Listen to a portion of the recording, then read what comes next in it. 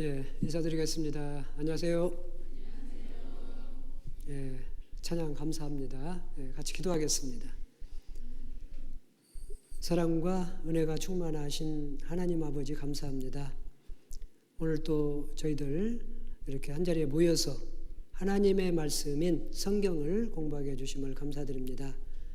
그간 하나님의 여러 가지 하신 일, 성경에 나와 있는 몇 가지 일을 통해서 우리가 하나님이 살아계시고 또 이 세상을 창조하셨고 또 우리 인간 역사를 다스린다라는 것을 알았습니다. 이제 오늘은 앞으로 미래가 어떻게 될 것인지에 대해서 알고자 합니다.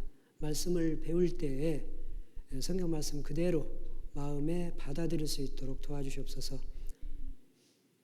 순전한 마음으로 그 말씀을 잘 받아들일 수 있도록 주님이 도와주시옵소서. 모든 것 주님께만 의지하면서 예수님의 이름으로 기도드렸습니다. 아멘. 예, 누가복음 12장 54절입니다. 예, 누가복음 12장 54절입니다.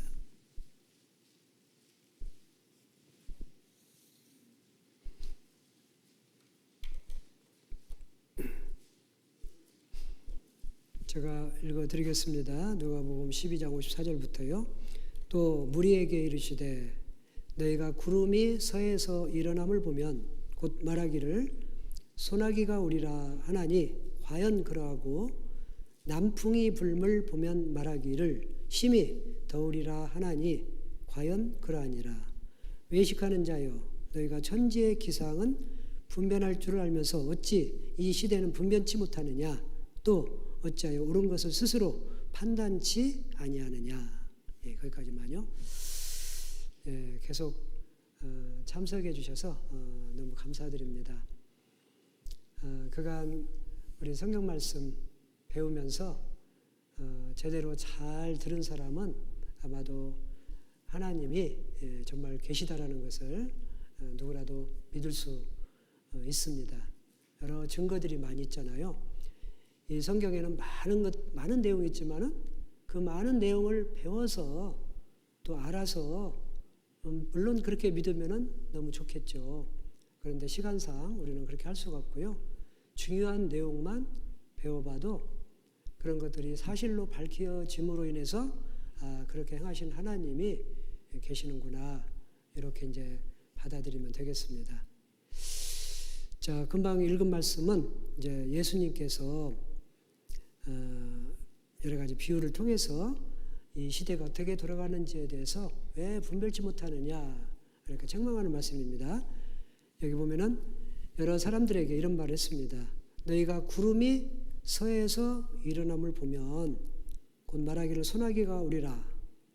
예, 구름이 서쪽에서 구름이 일어나면은 소나기가 온다. 그 이스라엘 지형을 이해를 해야만이 이 말씀을 이해가 가거든요. 자, 이스라엘 그 지도를 놓고 보면은요, 서쪽이 지중해입니다. 지중해.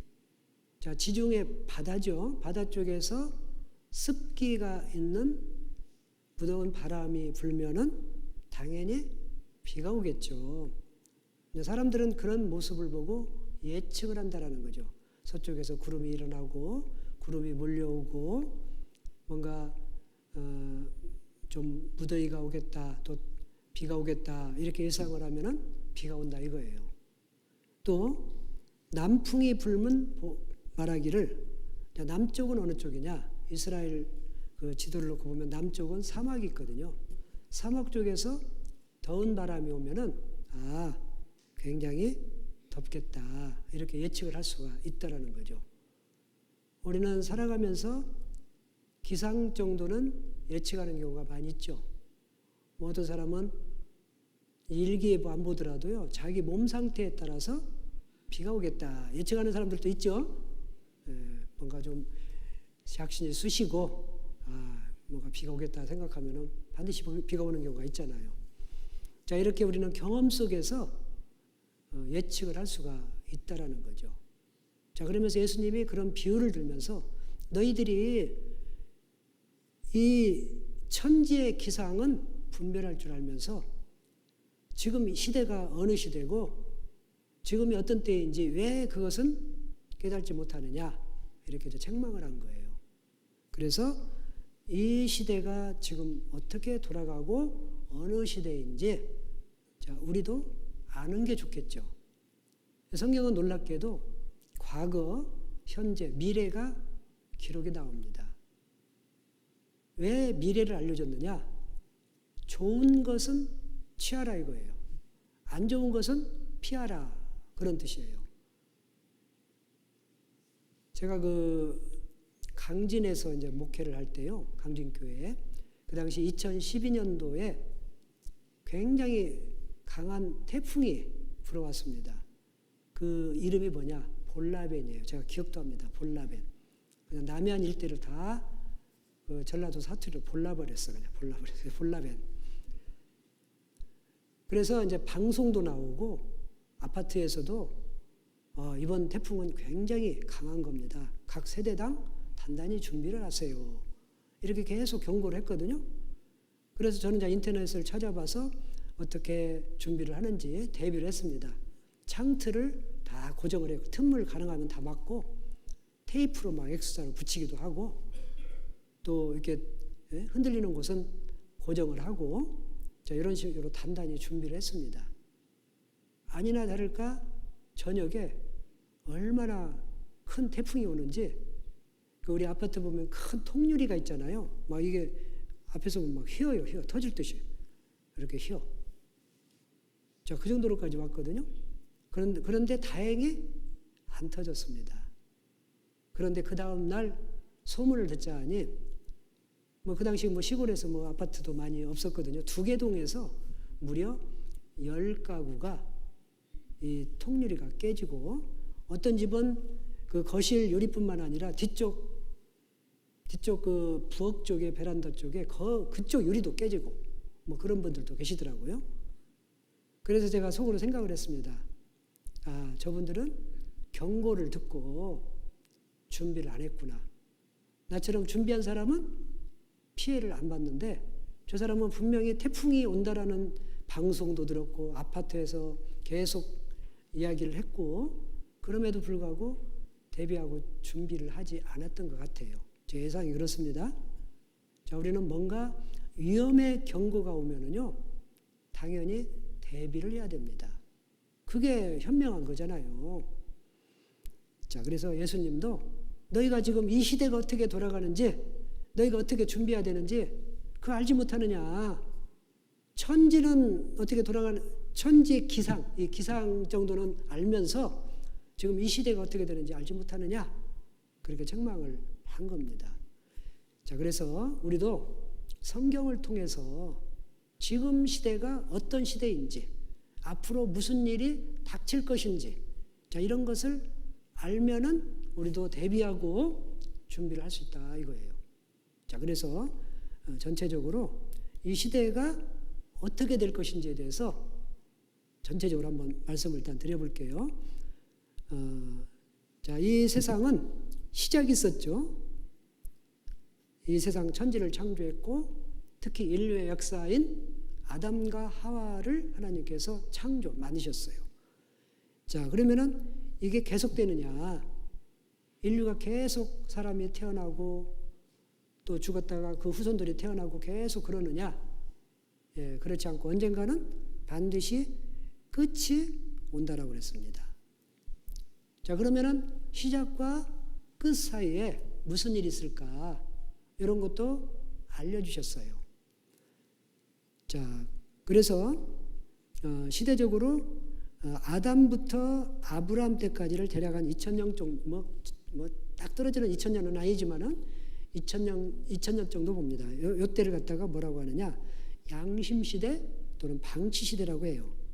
왜 양심시대라고 했느냐? 그때는 뭔가 특별한 법에 의해서 인간들이 하나님을 섬긴 게 아니에요. 그냥 처음부터 양심이라는 걸 줬어요. 양심은 뭔가 내가 잘못하면은 이게 죄구나. 이런 걸 본능적으로 알아요. 남한테 피해를 주고, 남한테 손해를 끼치고, 남을 해치고, 이런 것은 죄라는 것을 본능적으로 압니다. 그래서 양심시대라고 이렇게 얘기를 하고, 자, 그리고 아브라함 이후에 아브라함의 후손 모세가 율법을 받습니다. 이제 아브라함 때부터 바로 이스라엘 역사가 시작하죠. 어쨌든 모세가 율법을 받아요. 그래서 하나님의 법이죠, 율법은. 그래서 율법에 의해서 그 말씀을 지켜야 돼요. 그래서 율법 시대 또는 이스라엘 민족은 선택된 민족이다 해서 선민 시대라고 해요. 자, 요게 어느 때까지 가느냐? 바로 예수님 때까지. 자, 요때 예수님이 오셨어요. 드디어. 그런데 예수님이 오셨는데 아이러니하게도 이스라엘 백성은 예수님을 구세주로 받아들이지 못했어요. 영접하지 못했습니다. 쫓아냈죠. 쫓아낸 게 아니고 죽이라고 소리친 거예요. 십자가에 못 박아 죽여라. 이스라엘 백성들이 그렇게 한 겁니다. 그래서 결국 예수님이 십자가상에서 돌아가시고 부활 승천하셨죠. 그런데 어쨌든 어찌 보면 우리한테는 다행일 수도 있어요. 이스라엘 백성이 배척을 하니까 그 복음이 누구한테 갔느냐? 이스라엘 사람들한테 간 게 아니고 이스라엘을 제외한 이방 민족에게 퍼지게 됐어요. 로마를 통해서 전 세계에 복음이, 그래서 우리한테 온 거예요. 따지고 보면. 만약 따지고 보면은요, 또 이렇게도 생각할 수가 있죠. 이스라엘 민족이 예수님을 구주로 영접하고 받아들였다 하면은요, 그 복음이 오히려 전파되지 않을 수도 있다라는 생각을 해봤습니다. 어찌 보면 우리한테는 다행이라는 거죠. 이스라엘 백성이 배척을 함으로 인해서 그 복음이 전 세계에 퍼지는 계기가 된 거예요. 그래서 예수님 때부터 은혜 시대, 누구라도 이방인 또는 그래서 이방인 시대라고 합니다. 아까 선민하고 반대로. 자, 이방인 시대라고도 합니다. 이스라엘을 제외한 민족들이 구원을 받는 시기, 이방인 시대라고 합니다. 그래서 어떠한 죄도 구원받는 은혜 시대가 있고요. 같은 말로 교회가 완성되는 시기입니다. 이 복음이 끝없이 주어지는 게 아니에요. 언젠가는 하나님이 아시는 만큼의 충만한 수가 구원을 받으면 끝이 와요. 이 복음도. 그러면은 이방인들은 구원을 받을 수가 없습니다. 자, 그리고 이제 어떻게 되느냐? 자, 전반적으로 설명하면은 예수님은 이 세상에 지금부터 2000년 전에 오셨다가 십자가상에서 돌아가셨고, 예수님이 하실 일을 다 하시고 완성하고 가셨어요. 가시면서 뭐라고 했느냐? 내가 다시 오겠다 그랬어요. 물론 그때가 언제인지 모릅니다. 성경에는 그 기간이 안 나와요. 다시 오겠다 그랬어요. 오실 때에 무슨 일이 있느냐? 자, 과거로부터 아담과 하와로부터, 그 이후로부터 인간이 많이 태어나고 죽고 했죠. 그때부터 구원을 받은 사람이 이때 예수님이 오실 때 공중에서 오시거든요. 지상으로 바로 안 와요. 공중 재림이라고 합니다. 공중으로 오실 때에 이때 과거에 구원받고 돌아가신 분들이 놀라지 마세요. 부활이 이루어집니다. 살아난다 이거예요. 완전한 몸으로 변화가 되어서 공중에서 주님을 만나요. 뿐만 아니라 그때 살아있는 사람들 중에서 구원받은 사람 있죠. 그때 죽지 않고 살아있는, 예수님이 오실 때 살아있는 사람이 있거든요. 그때 구원받은 사람도 부활한 사람하고 똑같이 호련히 변화가 되어서 공중에서 주님을 만나요. 공중 들림 또는 휴거라고도 합니다. 들휴, 들거. 들림을 받는다 그 뜻이고, 영어로는 랩처, 환이라는 뜻이기도 하고요. 어쨌든 공중에서 주님을 만나고, 자, 그래서 이제 이방인들 중에서 구원받은 사람이 다 떠났겠죠. 그러면 이방인은 구원받을 기회가 없어요. 이제 복음을 전하는 사람도 없고 복음이 없어요. 구원받을 기회를 하나님이 안 주셔요. 이제는 충만한 수가 다 끝났기 때문에. 그러고 나서 특별한 기간이 있어요. 7년 환란이라고 합니다. 7년 환란. 7년 동안 환란이 있는데 계속 환란이 주어지는 것은 아니에요. 7년 중에서 절반 3년 6개월 동안에는 평화가 있어요. 평화. 물론 이게 거짓 평화입니다. 평화가 있고 후 3년 반, 3년 6개월 동안에 인류는 대환란이 있어요. 이때 이 후 3년 반 초기에 적그리스도는 뭐냐? 하나님을 대항하고 예수님을 대항하고 내가 하나님이다, 내가 그리스도다 이렇게 주장해서 자기가 하나님인 양 나타나는 그런 존재가 나와요. 그래서 자기를 섬겨라. 놀랍게도 사람들은 섬겨요. 왜? 능력이 있어요. 능력이. 이것은 좀 이따가 나오고요. 어쨌든 적그리스도가 3년 6개월 동안 통치를 해요. 그때는 전무후무한 대환란이 있고 강력하게 통치를 해요. 자신을 위해서 우상을 만들어 놓고 전 세계 사람들에게 우상 숭배를 하라고 하고, 숭배하지 않는 사람은 몇이든지 다 죽이고 오른손이나 이마에 표를 받게 하고 그 표가 없으면은 매매를 못하게 하는 강력한 통치를 합니다. 자, 그러다가 7년 마지막 즈음에 이 세상은 다시 더 큰 혼란이 오는데 어떤 혼란이 오느냐? 전쟁이 일어나요. 전쟁. 핵전쟁이 일어나요. 인류가 전멸하는 전쟁이 일어납니다. 이때 이 전쟁 이름이 뭐냐? 아마겟돈 전쟁이라고 해요. 아마겟돈 전쟁에 의해서 인류는 그야말로 거의 전멸하고 이스라엘 백성들 중에서 일부, 극히 일부, 3분의 1 정도라고 하는데 정확한 숫자는 모르지만 어쨌든 극히 일부만 살아요. 그리고 인류는 대부분 전멸합니다. 누가 살고 누가 죽는 전쟁이 아니고 대부분 전멸해요. 왜? 핵전쟁에서 서로가 죽는 거예요.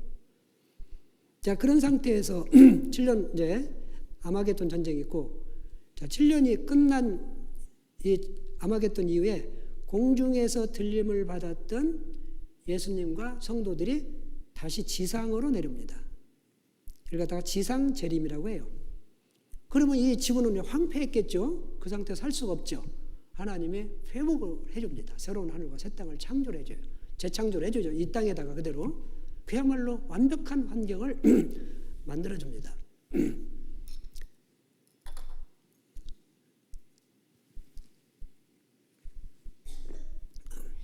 그래서 완벽한 환경에서 다시 인간이 1000년 동안 살아요. 1000년. 그래서 1000년 왕국이라고 합니다. 1000년 왕국. 1000년 동안 살고 그리고 영원한 천국으로 데려가는 게 하나님의 계획이에요. 자, 그러면 구원받지 않은 사람은 어떻게 될까? 구원받지 않은 사람, 보통 우리가 구원받은 사람은 간혹 이제 우리 어떤 사람 돌아가실 때 저분은 천국 갔지요. 그렇게 얘기를 하는데 엄밀한 의미에서는 낙원이라는 곳에 갑니다. 낙원. 낙원도 천국입니다. 천국은 천국인데 영혼만 가는 천국이에요. 부활 이전까지는 여기서 완전한 천국 가기 전까지는 요때죠. 부활 이전까지는 영혼만 가는 천국, 낙원에 가 있어요. 그러면 구원받지 않은 사람은 어디에 있느냐? 음부라는 지옥에 가 있습니다. 이 음부는 바로 영혼만 가는 지옥이에요. 그래서 그곳에서 똑같이 우리가 상상하는 그 지옥하고 똑같아요. 그 지옥에서 고통받다가 천년왕국 마지막 즈음에 이때 부활을 시켜요. 부활을 시켜서 심판받고 그 죄값을 영원한 지옥으로 이번에는 넣어요. 그러니까는 부활도, 이 지옥 가는 사람의 부활도 일어납니다. 그 부활은 어떤 부활이냐? 거기도 죽지 않는 불멸의 몸으로, 몸과 영혼이 결합이 되어서, 물론 이 모습은 아니죠. 더 흉악한 모습으로 가겠죠. 영원히 고통받는 지옥에서 죽지도 않고 영원히 형벌만 받는 그곳으로 갑니다. 이게 전반적인 인류의 계획이고 시나리오입니다. 자, 그러면 우리는 지금 어느 정도 사느냐? 바로 예수님 오시기 직전에 삽니다. 왜 그렇게 말할 수가 있느냐? 예수님이 알려줬거든요. 내가 올 때 어떠한 징조가 있겠다, 이런 말씀을 하셨어요. 그래서 이런 징조를 보아서 아하, 예수님이 오실 날이 가깝구나, 이렇게 우리가 알 수가 있는 거예요. 자, 그런데 이제 이렇게 알려주니까는요, 어떤 분들은 오늘 처음 부활 얘기도 듣고 사람이 무슨 살아나? 무슨 뭐 천년왕국 있고 무슨 7년 환란 있고 무슨 영원한 천국 있고 영원한 지옥 있고 처음 듣는 사람한테는 황당할 수도 있습니다. 자, 그런데 이렇게 생각하면 돼요. 자, 성경을 지금까지 배우셨잖아요. 배워보니까는 어때요? 과거 역사 배워보니까는 믿을만 합니까? 우리가 믿지 못하겠습니까? 예, 충분히 믿을만한 증거들이 많이 있습니다. 자, 과거 그런 것을 바탕으로 해서 미래에 이루어질 일도 얼마든지 우리가 받아들일 수가 있다는 거죠. 만약요, 세상에 물론 그런 책은 없습니다. 제가 예를 들어 볼게요. 저에 관한 일대기를 100년 전에, 태어나기 전에 100년 전에 저의 일대기를 누군가가 다 기록을 해놨어요. 제가 읽어보니까 100년 전에 제가 태어나기 전에 기록을 한 거예요. 제가 읽어보니까 제가 몇 년도에 딱 태어나고 국민학교는 어디 나오고 중학교 어디 나오고 고등학교 대학교 어디 다니다가 군대 갔다가 와서 또 마지막 뭐 졸업하고 나중에 취업은 어디 하고 누구를 만나서 결혼을 하고 뭐 읽어보니까 다 맞더라 이거야. 그리고 제가 어느 날 또 이렇게 전도할 수 있도록 전도인이 됐고, 그리고 또 읽어보니까는요, 며칠 날 여기 공주교회 와서 전도 집회하는 것까지 다 기록이 나오네. 자, 그렇다면 내가 기억할 수 있는 순간이 만약에 6살이다. 6살 때부터 지금까지 내용이 다 맞았다라면은 앞으로의 무슨 일이 기록이 나왔다라면 그것을 제가 믿을 수가 있을까 없을까요? 얼마든지 믿을 수가 있죠. 뭐 이렇게 살다가 나중에 뭐 82살에 무엇으로? 기분 안 좋지만 만약에 죽었더라. 무슨 암으로 죽었더라. 뭐 이렇게 기록이 나온다라고 봅시다. 그러면 그런 것도 얼마든지 믿을 수 있다 이거예요. 과거가 확실하기 때문에. 내가 확인해 보니까 이런 모든 것이 확실하다라면 미래도 얼마든지 믿을 수가 있다 이거예요. 또 과거도 마찬가지죠. 저의 머릿속에는 생각나지 않은 과거도 있거든요. 어렸을 때, 아주 어렸을 때. 제가 어렸을 때 홍역을 알아서요, 일주일간 입원한 적이 있대요. 우리 어머니가 얘기를 하거든요. 그런 게 기록이 나왔다고 봅시다. 그러면 제가 그걸 믿을 수가 있을까요, 없을까요? 있죠, 당연히. 내 기억 속에는 없지만은 내가 기억할 수 있는 순간부터 지금까지 모든 것이 사실로 밝혀졌다라면은 과거도 얼마든지 믿을 수가 있다 이거예요. 제가 또 기억나지 않는 것 중에 하나가요. 제가 5살인가 6살인가 정확히 모르겠습니다. 근데 우리 동네에 옆집 여자아이가 있었대요. 근데 여자아이가 저를 너무 좋아해서 매일 찾아와서 만호야 놀자 맨날 그랬대요. 근데 저는 기억 속에 없거든요. 저희 어머니가 얘기를 하는데 제가 얼마든지 믿을 수가 있죠. 어머니가 괜히 거짓말할 리는 없잖아요. 나중에 그 아이를 봤어요. 제가 나를 좋아해서 왔어? 어쨌든 기억은 안 나지만은 어머니가 그렇게 말하니까 얼마든지 믿을 수가 있어요. 만약 이런 내용도 기록이 나온다, 예, 받아들일 수가 있는 거예요. 물론 세상에는 그런 책이 없습니다. 그렇지만 놀랍게도 성경은 인류 전체에 대해서 그렇게 기록이 나온다 이거예요. 자, 그래서 이렇게 생각하면 되죠. 자, 여기 자, 에덴 동산은 어떻습니까? 사실로 밝혀졌죠. 예, 그리고 노아의 홍수, 방주, 이것도 전설과 신화가 아니고 사실로 밝혀졌습니다. 자, 그 다음에 바벨탑도 어때요? 사실이죠.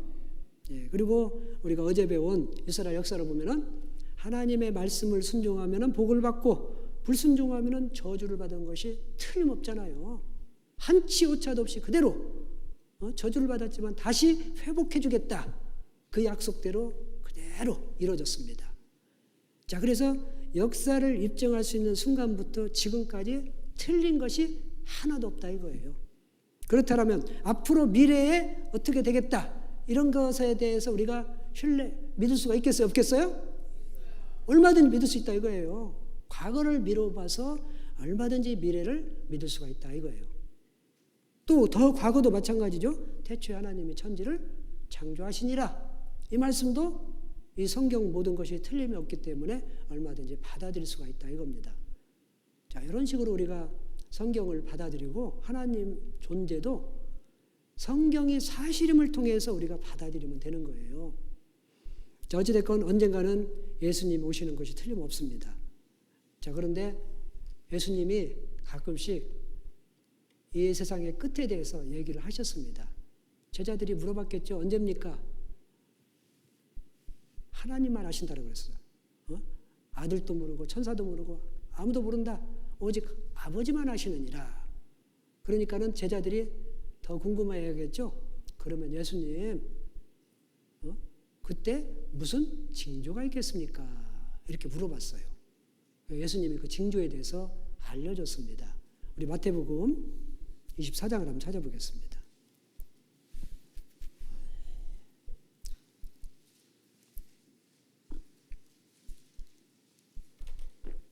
제가 읽어드리겠습니다. 24장 3절. 예수께서 감람산 위에 앉으셨을 때 제자들이 종용이 와서 가로되 우리에게 이르소서 어느 때에 이런 일이 있겠사오며 또 주의 임하심과 세상 끝에는 무슨 징조가 있사오리까?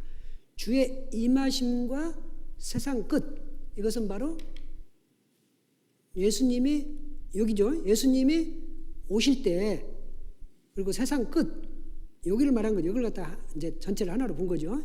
이때가 언제입니까? 그러니까는 언제라고 물어보는 게 아니고 그때 무슨 주의 임하심과 주님이 이제 공중에 오실 때 임하심과 세상 끝에는 무슨 징조가 있겠습니까? 이렇게 물어본 거예요. 예수님이 그 징조에 대해서 말을 해줬습니다. 여기 보면 4절부터 보면 예수께서 대답하여 가라사대 너희가 사람의 미혹을 받지 않도록 주의하라. 많은 사람이 내 이름으로 와서 이르되 나는 그리스도라 하여 많은 사람을 미혹해 하리라. 난리와 난리의 소문을 듣겠으나 너희는 삼가 두려워 말라. 이런 일이 있어야 돼 끝은 아직 아니니라. 민족이 민족을 나라가 나라를 대적하여 일어나겠고 처처에 기근과 지진이 있으리니 이 모든 것이 재난의 시작이니라. 자, 11절 거짓 선지자가 많이 일어나 많은 사람을 미혹하게 하겠으며 불법이 성함으로 많은 사람의 사랑이 식어지리라. 자, 14절 이 천국 복음이 모든 민족에게 증거되게 하여 온 세상에 전파되리니 그제야 끝이 오리라.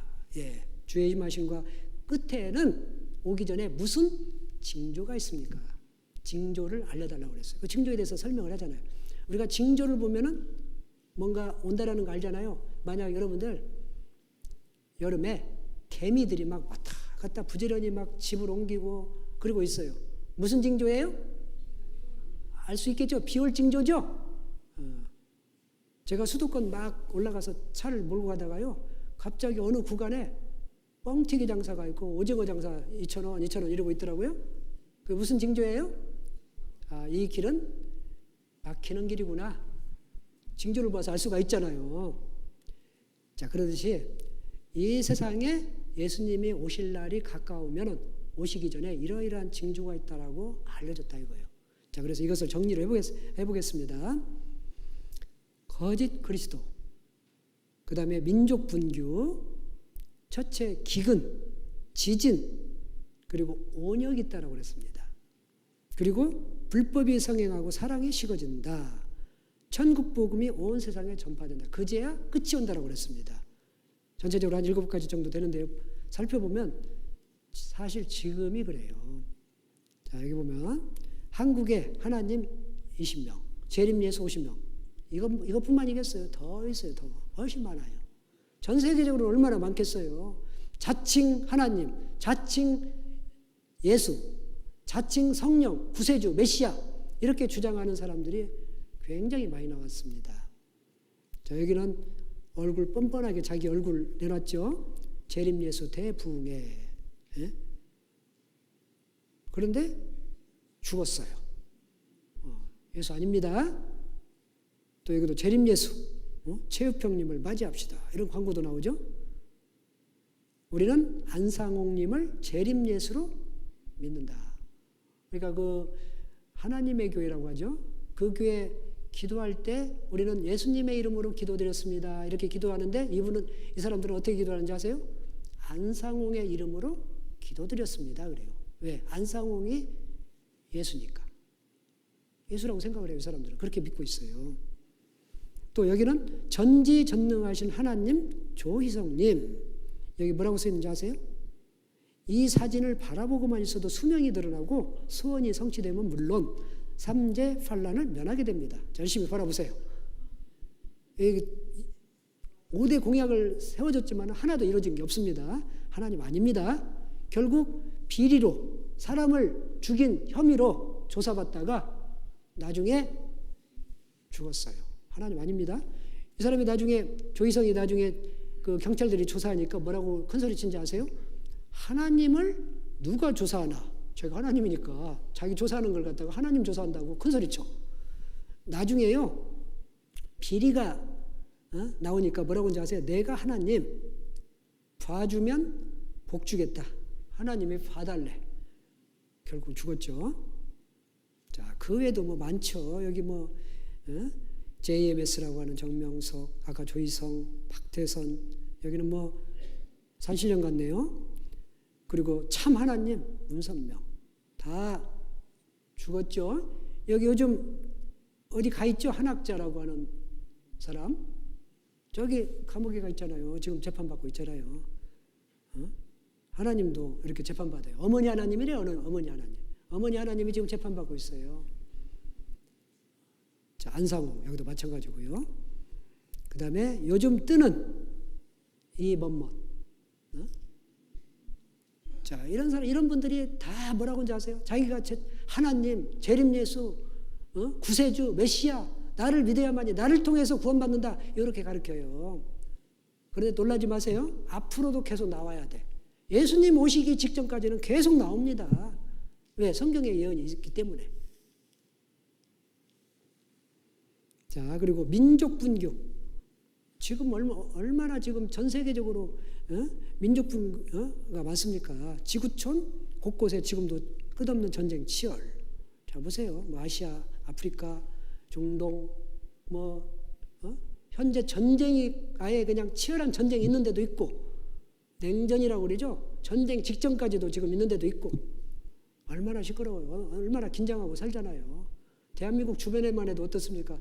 남북한, 일본하고 또 관계, 중국하고의 관계, 또 뭐 중국하고 대만, 남중국해 그 동남아 일대하고의 관계, 저 중동에는 말할 것도 없고, 러시아하고 우크라이나 전쟁, 곳곳에 지금 분쟁들이 많아요. 그러다가 언젠가는 터지는 거죠. 이런 민족 분규가 있다 이거예요. 또 첫째 기근, 아시아 10억 명 빈곤에 허덕인다.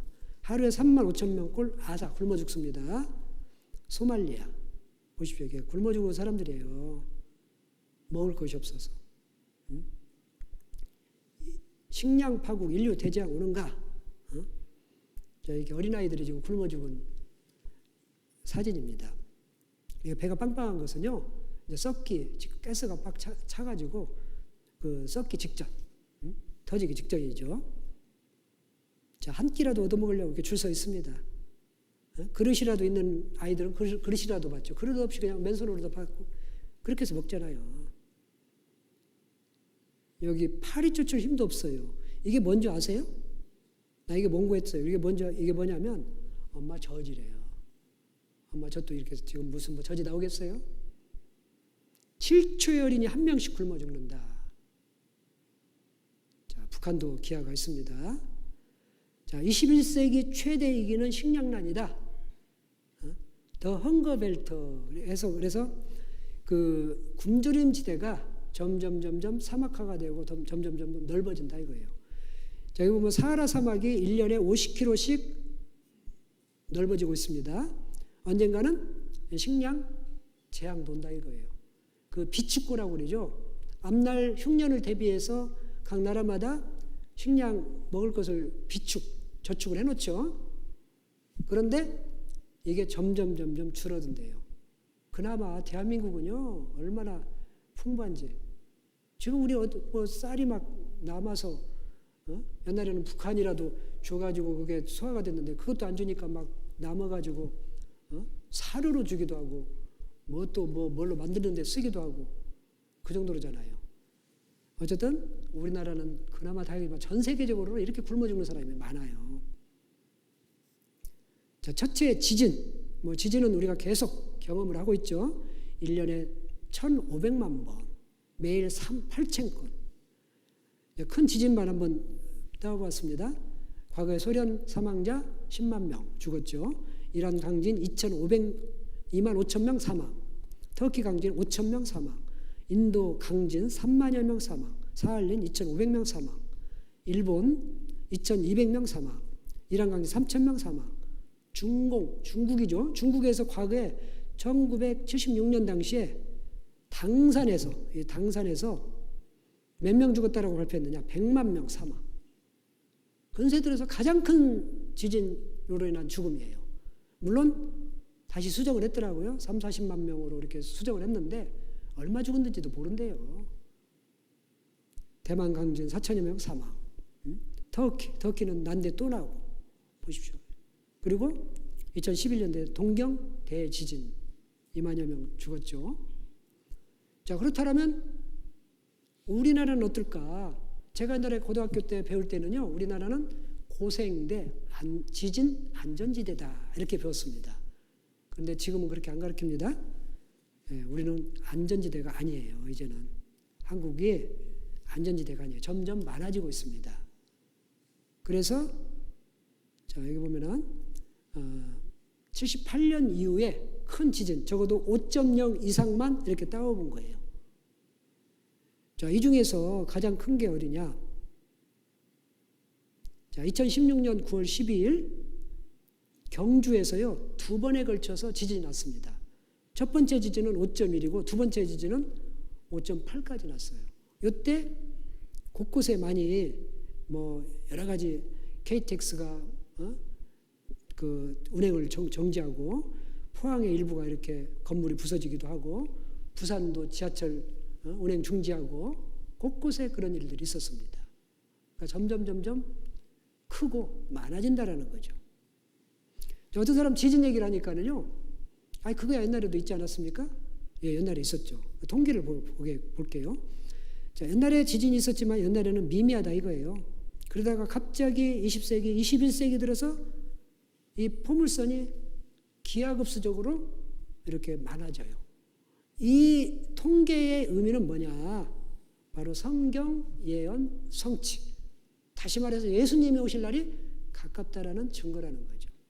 갑자기 이렇게 많아지는 거예요.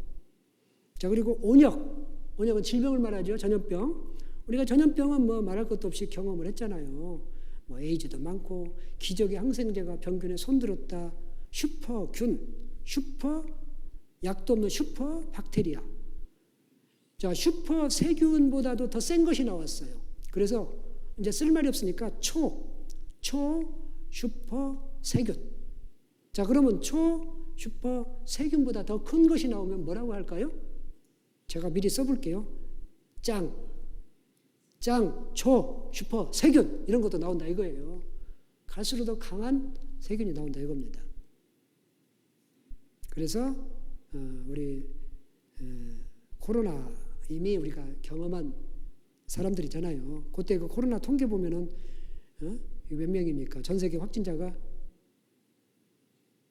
6억 8천 이렇게 많이. 한국만 해도 3,200만 명. 이게 죽은 숫자예요. 그 코로나로 인해서 600. 나중에 이제 통계를 이제 끝내버린 거죠. 그 이후로도 죽은 사람들이 아마 많을 겁니다. 7만 명이 죽었어요. 한국도 3만 한 5천 명 정도가 코로나로 인해서 죽었습니다. 근데 여러분들 이 이야기도 이것도 앞으로도 또 나옵니다.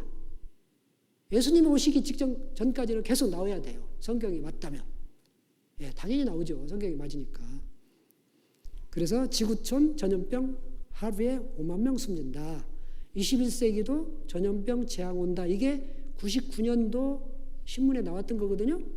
그런데 지금 이렇게 전염병 재앙 우리가 코로나 겪고 있잖아요. 그리고 불법이 성행하고 사랑이 식어진다. 이 세상이 타락할 것에 대한 그런 내용입니다. 이 이야기는 좀 이따 더 말씀을 드리고요. 천국 복음이 온 세상에 전파됐다. 전 세계 나라 말로 이미 다 번역이 되어서 보급이 됐다 이거예요. 자, 그렇다면 이 사회가 어떻게 타락할까? 자, 그것도 성경 말씀이 나와 있습니다. 우리 디모데후서 3장입니다. 디모데후서 3장 찾아보시겠습니다.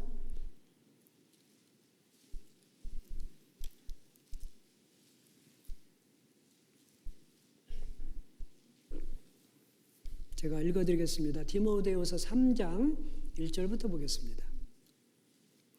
내가 이것을 알라 말세에 고통하는 때가 이르리니 사람들은 자기를 사랑하며 돈을 사랑하며 자긍하며 교만하며 회방하며 부모를 거역하며 감사치 아니하며 거룩하지 아니하며 무정하며 원통함을 풀지 아니하며 참소하며 절제하지 못하며 사나우며 선한 것을 좋아하니하며 배반하여 팔며 조급하며 자구하며 쾌락을 사랑하기를 하나님 사랑하는 것보다 더하며 경건의 모양은 있으나 경건의 능력은 부인하는 자니 이 같은 자들에게서 내가 돌아서라. 자, 말세에 이 세상 끝나기 전에 끝날 때쯤에 어려운 때, 고통하는 때가 이른다 이거예요. 그 고통하는 게 뭐냐? 바로 우리가 금방 읽은 거잖아요. 자, 이것을 다시 한번 정리해 본다면 어떻습니까? 자기가 최고, 자기밖에 몰라. 극단적인 이기주의. 돈, 황금 맞는주의죠. 돈이 최고죠. 돈 때문에 사람을 죽이기도 하고 자긍하고 교만하고 회방하고 부모를 거역하고 감사치 아니하고 거룩하지 아니하고 무정하고 원통함을 풀지 아니하고 참소, 뻑하면 소 제기하죠. 절제하지 못하죠. 참지 못합니다. 사납고 선을 좋아하니하고 배반하여 팔고 조급하고 자구하고 쾌락을 사랑하고 이 성적인 타락. 과거에도 노아 시대도 마찬가지였고 소돔과 고모라도 마찬가지였고 이 성적인 타락, 예수님이 오시기 전에 이 세상이 멸망하기 전에 이런 것들이 있다라는 거죠.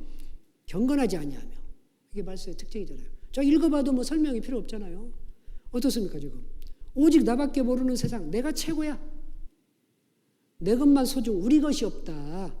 나에 의한, 나를 위한 나의 오늘, 내가 최고야. 나만 최고야. 나만 살면 돼.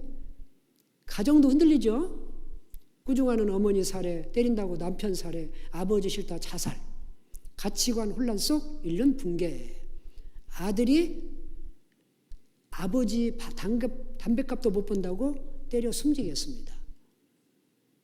야구방망이로 재산 달라고 아버지를 때렸어요. 이 학생은 유학을 보냈는데 유학 가서 공부는 안 하고 노름하다가 빚이 많이 졌습니다. 그래서 몰래 와서 100억 재산, 이 아버지가 돈이 많거든요. 한약협회 지회장이거든요, 부부가. 그래서 재산 상속 계획을 가지고 죽여버렸습니다. 부모를 죽였어요. 이 딸은 엄마를 죽였습니다. 비정한 딸 어머니 살해. 이 남자하고 교제하는 거 반대한다고 또 장사 미천 거절한다고 죽여버렸어요. 이 대학생은 제가 그 과천에 있을 때 일어난 사건이거든요. 과천에 제가 좀 살았었거든요. 자, 그때 얘도 공부도 잘해요. 정확히 모르지만 아마 고대인가 어디 나왔을 거예요. 형은 서울대 나오고. 그런데 부모가 형한테 좀 편애를 했나 봐요. 형은 이제 서울대 나오고, 야, 너는 막 고대 나오도 잘한 겁니다. 그런데도 이제 좀 핀잔을 주고 그러니까는 얘가 앙심을 품고요. 자기 어머니 아버지를 그때 60 초반인가 그럴 겁니다. 죽였어요. 죽여도 어떻게 죽였느냐? 죽여가지고 토막을 했어, 토막을 해가지고 이 우리 규격봉투 있잖아요. 돈 내고 그 쓰레기 버리는 5개 내지 6개 나눠가지고 여기저기 버렸어요. 들키지 않으려고. 그 목욕탕에서 집안에 있는 그 목욕탕에 변기에서 다 그렇게 했어요. 그래가지고 미화원이 쓰레기를 버리려고 딱 들어보니까 뭐가 무겁거든요. 이상하거든요. 그래서 쓰레기 그 봉지를 풀러봤습니다. 풀러보니까 팔뚝이 뚝 나오는 거예요. 그래서 신고해가지고 결국은 잡혔어요. 자, 세상이 이렇습니다. 인간을 포기한 부정, 보험금 타려고요. 9세 아들 죽여서 불태워버렸습니다. 8살 박이가 화풀이 방화, 동네 승용차에 7차례나 불을 질러버렸습니다. 8살이면 몇 학년이에요? 이제 초등학교 1학년이잖아요. 이들 1학년이 뭘 한다고 얼마나 화가 많이 났길래 승용차에다가 7차례나 불을 질러버렸어요. 요즘 못 참는 시기잖아요. 중학생이 어머니 살해를 했는데요. 왜 죽였냐 그랬더니 공부 안 한다고 꾸중했다고. 공부 안 한다고 하지 마세요. 고교생이 선생님 집단 폭행 뭐 이런 것은 흔한 일들이죠. 여기 지존파, 그 살해 공장을 만들고 사람 고기를 먹고 맥 없는 사람 죽이고 이 아이들이 그렇게 그랬었어요. 이 젊은 사람들이. 자, 지존파가 가니까 그것을 모방을 해서 마카파가 나왔고, 마카파가 또 있으니까는 영파가 나왔고, 영파가 가니까 또 무슨 파가 나왔고, 계속 모방해서 이런 정말 사회 악들이 계속 나오는 거죠. 그래서 도덕은 교과서에나 있을 뿐 범죄 61초마다 한 건씩 터진다. 미국, 자, 우리나라는 그래도 어때요? 비교적 그래도 범죄율이 다른 나라에서 보다는 적어요. 밤에 그래도 자유롭게 돌아다닐 수 있는 나라가 우리나라잖아요. 저 미국이나 저 다른 나라는요, 총기가 있는 데는요, 다니고 싶어도 함부로 못 갑니다. 어떻게 될지 몰라요. 자, 미국은 어떻습니까? 죄수들이 초만원이야. 갈 곳이 없어가지고 어떻게 하는 줄 아세요? 나무에 임시로 묶어놓기도 한답니다. 자, 벌써 이미 그렇게 꽉 찬 거죠. 자, 그래서 이런 것을 보면 어떻습니까? 세상이 그렇게 사회가 타락했고, 또 예수님 오시기 직전에 무슨 징조가 있다라는 것도 다 이루어졌고, 또 어떻습니까? 환경 오염, 인구, 또 전 세계적으로 지금 얼마나 핵 많이 만들어놨어요. 자, 이런 것을 보면은 언젠가는 정말 끝이 오는 거예요. 자, 그러다가 누가 오시느냐? 어느 날 갑자기 공중에서 예수님이 오십니다. 예수님이 오실 때에 그때 과거에 구원받고 돌아가신 분들, 이 영혼이 없어진 게 아닙니다. 예수님이 지금 예수님 품 안에 있는 거예요. 낙원에 지금 있습니다. 그 영혼이 없어진 게 아니에요. 낙원에 있는 영혼을 이 지상에 있는 육체로 결합하는 것은 하나님은 충분히 하시죠. 없는 데서 이 세상을 만드신 분이 그걸 못하겠어요? 당연히 예수님처럼 부활이 이루어진다라고 그랬습니다. 자, 그래서 성경 말씀에도 나옵니다. 데살로니가전서 4장 16절부터 보면 주께서 호령과 천사장의 소리와 하나님의 나팔로 친히 하늘을 쫓아 강림, 이게 하늘에서 공중에서 온다 이 말이죠. 강림하시리니 그리스도 안에서 죽은 자들이 먼저 일어나고, 과거에 구원받고 돌아가신 분들이 부활이 일어난다 이거예요. 그 후에 우리 살아남은 자도 저희와 함께 구름 속으로 끌어올려 공중에서 주를 영접하게 하시리니 그리하여 우리가 항상 주와 함께 있으리라. 이게 휴거, 공중, 들림이라고 합니다. 자, 또 다른 말씀도 있습니다. 고린도전서 15장 51절부터 나오죠. 보라, 내가 너희에게 비밀을 말하노니 우리가 다 잠잘 것이 아니요 마지막 나팔에 순식간에 호련이 다 변하리니. 이 마지막 나팔 소리는요, 영의 소리입니다. 구원받은 사람은 다 들려. 그 사람이 잠을 자고 있든 죽었든지 어디에 있든지 상관없이 그 영의 소리이기 때문에 다 들려요. 구원받지 않은 사람은 몰라요. 부활이 이루어진 것도 아마 모를 거예요.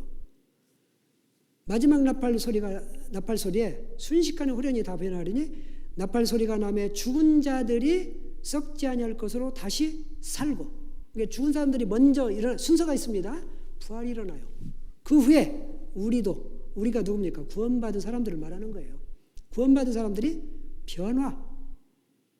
그 부활한 것처럼 똑같이 변화가 되어서 이 썩을 것이 불갑을 썩지 아니할 것을 입겠고 이 죽을 것이 죽지 아니함을 입으리로다. 공중에서 주님을 만나는 거예요. 자, 이것도 아직 안 이루어진 겁니다. 이거 반드시 돼요. 반드시. 지금까지 하나님의 말씀이 안 이루어진 것이 없다라는 거죠. 100% 이루어졌습니다. 자, 마치 이렇게 예수님이 오실 때에, 예수님이 공중에서 오실 때에 전 세계 곳곳에서 이 모습은 구원받지 못한 사람은 모릅니다. 구원받은 사람은 물론 서로 알아요. 부활이 이루어지면서 공중에서 주님을 만나요. 반드시 그렇게 돼요. 그래서 자, 이때 무슨 일이 있느냐? 우리 마태복음 24장을 한번 보시겠습니다. 다시.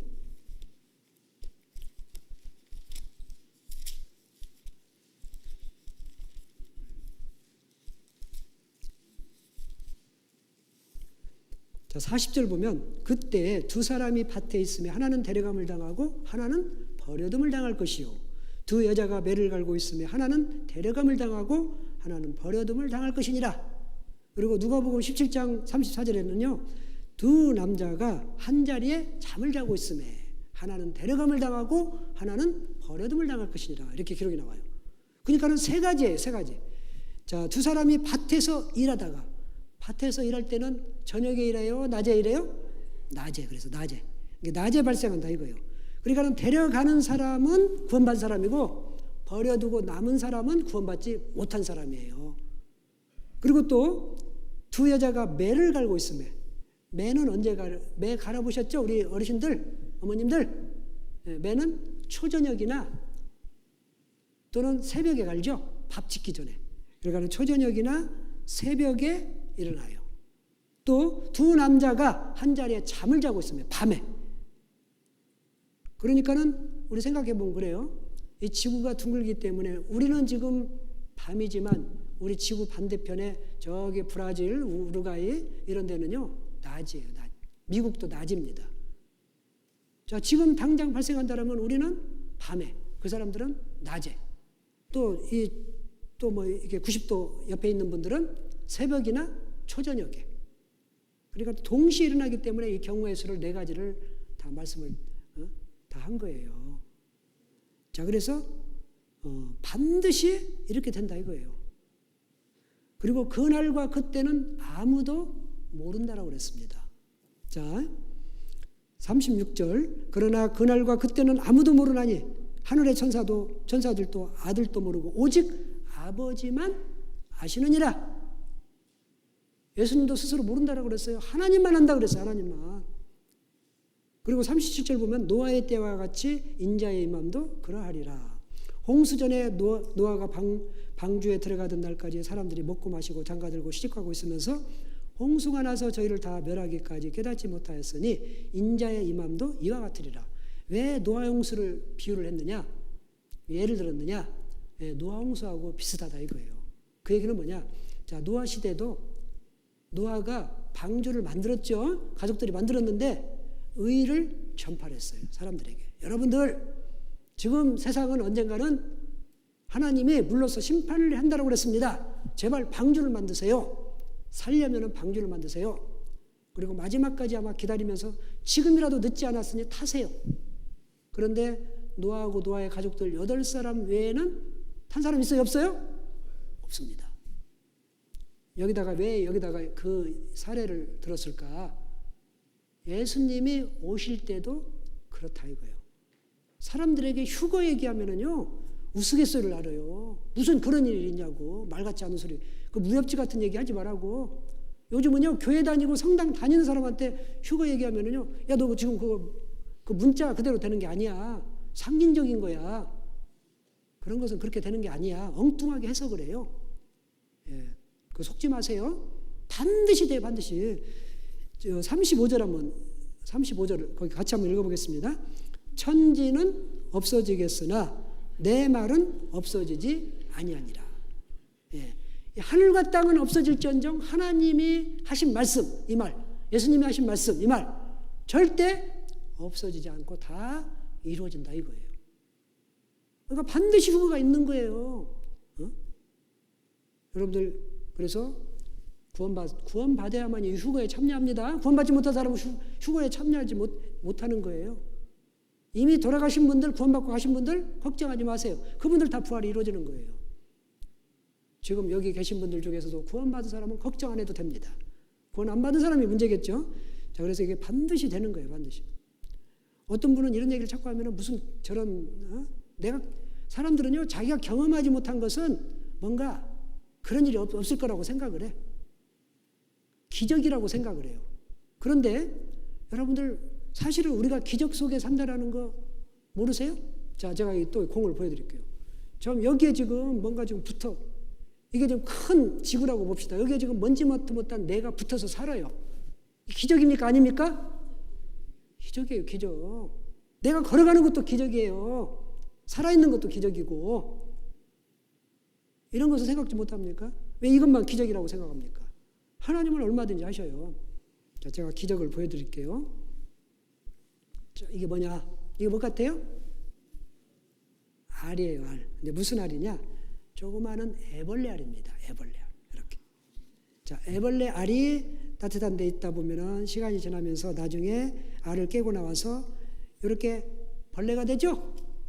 벌레는 이제 이것저것 갉아먹죠? 뽕나무도 갉아먹고 상추도 갉아먹고 요것저것 갉아먹다가 어느 정도 시간이 돼서 나중에 어떻게 되냐? 고치를 만들죠? 지가 몸이 고치로 변하기도 하고 고치를 만들죠? 이렇게 만들어서 그 속에 들어가서 어느 정도 되면은 그 고치 속에서 뭐가 나와요? 예쁜 나비가 나와요. 자, 그렇다면 우리가 생각해 보면 이 알이 뭐가 됐어요? 이렇게 나비가 됐어요.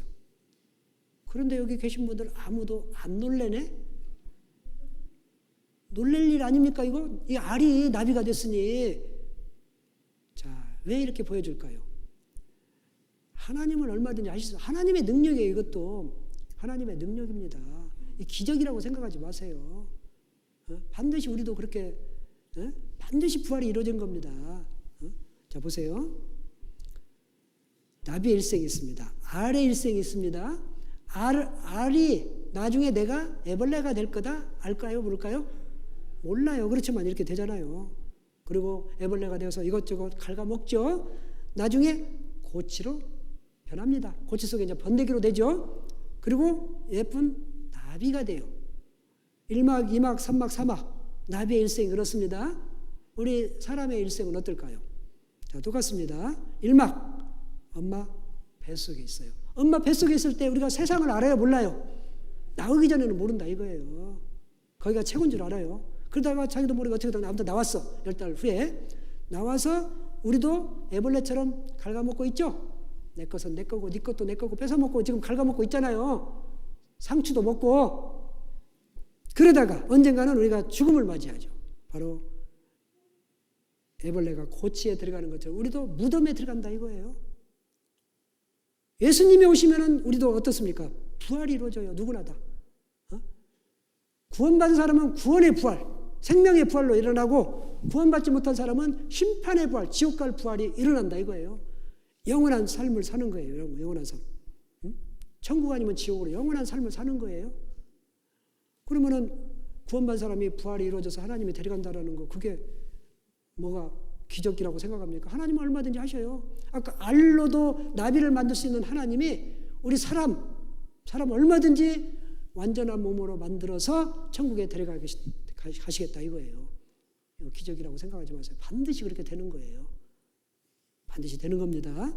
자, 우리 꽃도요. 아무리 아름다운 꽃도 그 씨는 볼품 없어요. 보세요. 이렇게 아름다운 꽃도 결국은 씨는 별거 없잖아요. 이 뭐 코스모스 씨 보세요. 별로 볼품 없잖아요. 그런데 이렇게 씨는 예쁘지 않지만은 꽃은 너무너무 아름답습니다. 그러지 않습니까? 이렇게 예쁘잖아요. 자, 우리는 어떻습니까? 우리도 지금 살면서 볼품 없잖아요. 나중에 예수님이 오시면 우리를 완전하게 변화시킨다니까요. 화려하고 예쁘고 아름답고 그야말로 아름다움의 극치로 만들어서 우리를 데려가신다 이거예요. 영광스러운 모습. 그래서 그렇게 표현했습니다. 예수님이 영광스러운 모습으로 변한 것처럼 우리도 그와 같다라고 그랬습니다. 그렇게 변한다라고 그랬어요.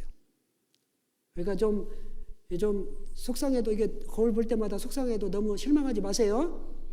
구원받은 사람은요 언젠가는 내 몸이 완전하게 변한다. 이제는 아프지도 않다. 이제는 눈물도 흘릴 일도 없다. 죽음도 없다. 영원한 기쁨, 영원한 행복, 영원한 만족, 천국에서 하나님과 함께 영원한 사랑을 누리면서 영광 가운데서 살아간다 이거예요. 그날이 반드시 있는 겁니다. 얼마 남지 않았어요. 따지고 보면.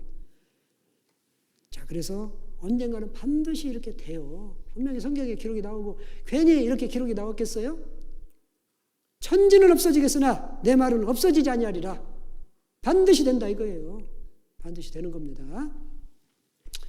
자, 우리 찬송가 168장 뭐 펴보시도 되고요. 여기 글씨가 보이는지 모르겠네요. 보이죠? 우리 1절만 한번 같이 한번 불러보겠습니다. 하나님의 나팔 소리 전지진동할 때에 예수 영광 중에 구름 타시고 전사들을 세계 만국 모든 곳에 보내어 구원 얻은 성도들을 모으리. 나팔 불 때 나의 이름 나팔 불 때 나의 이름 나팔 불 때 나의 이름 부를 때에 잔치 참여하겠네. 여기 두 번째 소절에 보면은요, 천사들을 세계 만국 모든 곳에 보내어 뭐라고 써 있죠? 구원 얻은 성도들을 모으리. 구원받은 사람만 거기 참여를 하는 거예요. 그래서 여러분들 이번 집회에 지금 구원받기 위해서 이미 기존에 구원받으신 분도 계시겠지만 구원받지 못한 분들이 있거든요. 그런 분들을 어떻게든지 구원받고 같이 천국에 가자 이거예요. 예수님이 오실 때 들림을 받아서 영원한 천국에 가자. 그것 때문에 지금 여러분들 귀찮게 하는 것 같지만 어쨌든 사랑하기 때문에 이렇게 모신 거 아니겠습니까? 자, 그래서 구원받으면은요, 여기 참여하는 거예요. 그래서 반드시 공중 들림 휴거가 있습니다. 그리고 그런 것이 없다라고 생각하면 안 됩니다. 성경은 지금까지 이루어지지 않은 것이 없다 이거예요. 이 성경에 한번 강조한 걸 한번 보세요. 너희는 옛적 일을 기억하라. 나는 하나님이라. 나 외에 다른 이가 없느니라. 나는 하나님이라. 나 같은 이가 없느니라. 내가 종말을 처음부터 구하며 아직 이루지 아니한 일을 옛적부터 보이고 이르기를 나의 모략이 설 것이니 내가 나의 모든 기뻐하는 것을 이루리라. 처음부터 종말을 말했고 하나님의 계획과 모략을 반드시 이루겠다 이거예요. 또 만군의 여호와께서 맹세하여 가라사대. 인간들이 너무 말을 안 듣고 잘 안 믿으니까 맹세까지 하셨어요. 하나님께서 나의 생각한 것이 반드시 되며 나의 경영한 것이 반드시 이루리라. 지금까지 이루어지지 않은 것이 없어요. 성경은 역사를 입증할 수 있는 순간부터 지금까지 100% 맞았다 이거예요. 앞으로 반드시 이루어져요. 그래서 성경은 70%가 이루어졌다고 합니다. 그러면 30%는 틀렸다라는 소리냐? 그게 아니고 70%는 과거고 앞으로 미래 30%는 아직 이루어지지 않은 일이다 이거예요. 그런데 그 30%도 100% 반드시 이루어질 거다 그 얘기예요. 또 마태복음 5장 18절에도 진실로 너희에게 이르노니 천지가 없어지기 전에는 율법의 1.1핵이라도 반드시 없어지지 아니하고 다 이루리라. 반드시 이루어진다 이거예요. 자, 또 아까 금방 우리가 읽었던 말씀이죠. 천지는 없어지겠으나 내 말은 없어지지 아니하리라. 여러분 하나님께서 강조를 하셨어요. 인간들이 도대체 잘 안 믿으니까. 그래서 반드시 하나님 말씀대로 되는 것이 틀림없어요. 자, 그러다가 무슨 일이 있느냐? 7년 환란이 있다라고 그랬죠. 7년 환란. 자, 7년 환란이 무슨 일이 있을지, 자, 이것은 조금 쉬었다가 하겠습니다. 5분만 쉬었다 오세요. 자, 이제 예수님이 오시고 나서 공중 들림 했기 때문에 그 위에 뭐가 있느냐? 7년 환란이 있습니다. 자, 7년 환란 동안에 무슨 일이 있을지 한번 그것도 정리를 해봤습니다. 자, 거짓 평화가 조성이 됩니다. 평화는 평화인데 한시적인 평화 3년 반 동안. 또 이념과 국경을 초월한 하나의 세계가 됩니다. 또 이스라엘 민족이 다 돌아옵니다. 왜 이스라엘 민족이 돌아오냐? 지금은 못 들어가요. 지금은 분쟁이 많잖아요. 가면 죽을 수도 있고 전쟁을 치러야 되기 때문에 지금 약 1200만 정도가 안 돌아가고 있잖아요. 근데 이 사람들이 언제 돌아가느냐? 바로 이 전 3년 반 그 기간에 돌아가요. 에스겔서 39장 28절에 보면 전에는 내가 그들로 사로잡혀 열국에 이르게 하였거니와 여러 나라죠. 열국이라는 것은 후에는 내가 그들을 모아 고토 옛날 땅으로 돌아오게 하고 그 한 사람도 이방 땅에 남기지 아니하리니 그들이 나를 여호와 자기들의 하나님인 줄 알리라. 들어가서 드디어 하나님, 진정한 하나님, 구세주 예수님을 믿는 거예요. 지금은 그들은 예수님을 안 믿습니다. 자, 그래서 한 사람도 남기지 않고 다 돌아갈 때가 있어요. 이때가 언제냐? 바로 아까 말한 전 3년 반이라는 거죠. 그리고 두 선지자가 3년 반 동안 전도를 합니다. 이때 이스라엘 민족의 민족적인 회개가 있어요. 구원을 받아요. 그래서 14만 4천 명이 구원을 받습니다. 이게 바로 전 3년 반에 있을 내용이에요. 자, 여기 로마서 11장에도 보면은 형제들아 너희가 스스로 지혜 있담을 명쾌하여 이 비밀을 너희가 모르기를 내가 원치 아니하노니 이 비밀은 이방인의 충만한 수가 들어오기까지 이스라엘에 더러는 완약, 고집이 있다 이거예요. 그리하여 온 이스라엘이 구원을 얻으리라. 자, 이스라엘이 돌아가서 드디어 구원을 얻는다 이거예요. 근데 온 백성이 다 구원받는다. 아마 그 내용은 아닐 거예요. 그렇지만은 14만 4천이라고 어쨌든 요한계시록에 나옵니다. 그래서 이방인의 충만한 수가 딱 차면은 드디어 이방 민족에게는 구원이 없어요. 공중 들림 받고 7년 환란 전 3년 반에 이스라엘 사람들은 자기 나라 따라가고 돌아가서 드디어 민족적인 회개가 있다 이거예요. 자, 에스겔서 아까 여기도 그들이 내 그 땅에 평안히 거하고 두렵게 할 자가 없게 될 때에 그 땅에 지금 두렵게 할 자가 있죠?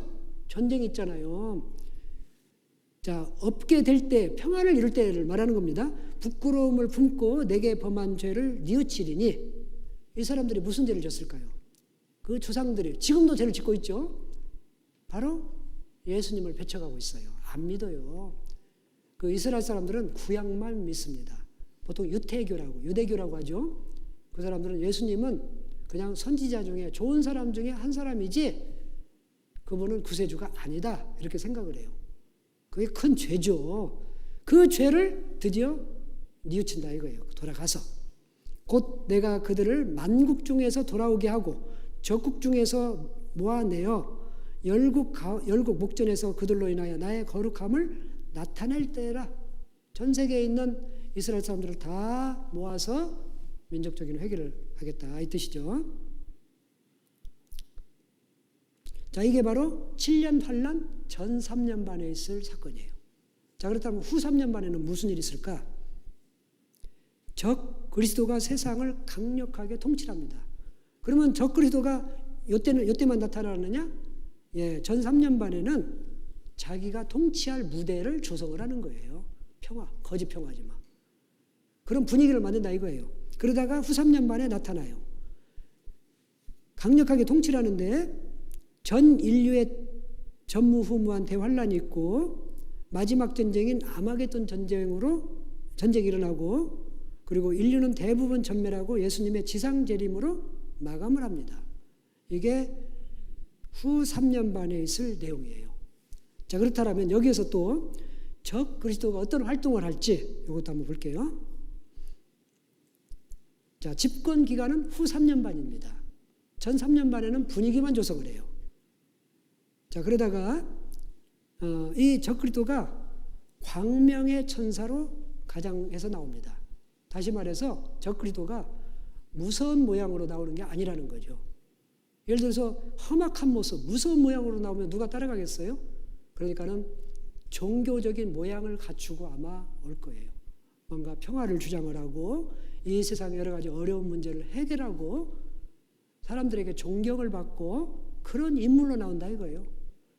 광명의 천사로 가장합니다. 여기도 우리 고린도 후서에도 나오죠. 저런 사람들은 거짓 사도요 괴율의 역군이니 자기를 그리스도의 사도로 가장 꾸민다 이거예요. 이것이 이상한 일이 아니라 사단도 마귀도 자기를 광명의 천사로 가장 꾸민다 이 말입니다. 그래서 마귀가 이 사단이 광명의 천사로 나오는 겁니다. 자, 그리고 평화 분위기를 조성을 하고 많은 능력이 있어 심지어는 하늘로부터 불이 내려오게 해요. 또 자기를 하나님이라 하고 사람들에게 숭배함을 받습니다. 그러니까 저 그리스도가 많은 기적과 이적 그리고 세상의 여러 가지 문제들을 해결을 해요. 해결사로 나와요. 그 사람들이 저분이야말로 우리가 기다리던 메시아다, 하나님이다, 이렇게 숭배를 해요. 그만큼 따라갈 만큼의 능력을 가지고 있죠. 또 여기 보면 하늘로부터 불이 내려오게 한다 이거예요. 기적과 이적을 행한다 이거예요. 그리고 하나의 세계를 만들고 정치, 경제, 문화, 종교 모든 것을 통치를 해요. 이 세상을 하나로 만들어서. 그리고 모든 사람에게 표를 받게 하고 강력하게 통치를 합니다. 자, 여기 말씀해 보면 요한계시록에 나와 있습니다. 군데군데 한번 볼게요. 우선 4, 5절 보면 용이 짐승에게 권세를 주므로 용에게 경배하며 짐승에게 경배하여 가로되 누가 이 짐승과 같으뇨 누가 등이 이로 더불어 싸우려 하더라. 짐승이 큰 말과 참남된 말하는 입을 받고 또 42달 일할 권세를 받으니라. 이 42달을 계산해 보면 3년 6개월이에요. 그러니까는 용은 누구냐?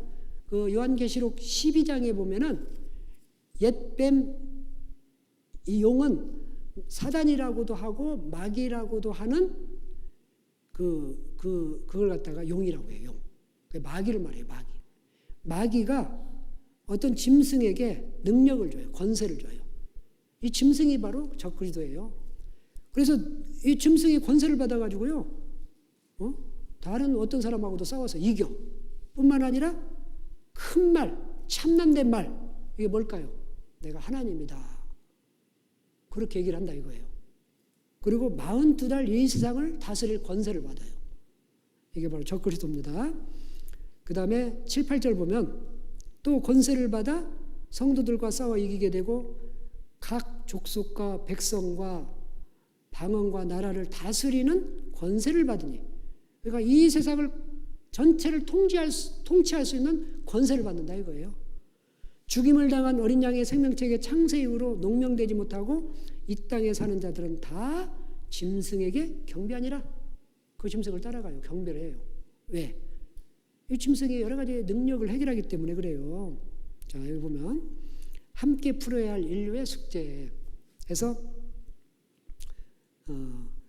옛날부터 이 인류의 여러 가지 문제가 있어요. 여기 보면은 군축, 에너지 문제, 공해 문제, 통화 문제, 인류를 위협하는 여러 가지 많은 문제들이 있습니다. 그런데 이런 것들을 해결할 수 있는 방법은 뭐냐?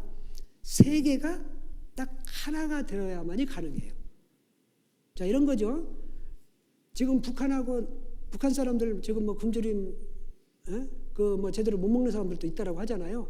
그런데 만약에 남북한이 통일하면 그 사람 굶을까요? 안 굶을까요? 당연히 안 굶죠. 한국에 뭐 쌀 남으니까 그대로 주면 되니까, 같은 나라니까. 똑같은 논리로 지금 아시아, 아프리카에 굶어 죽는 사람이 너무 많아요.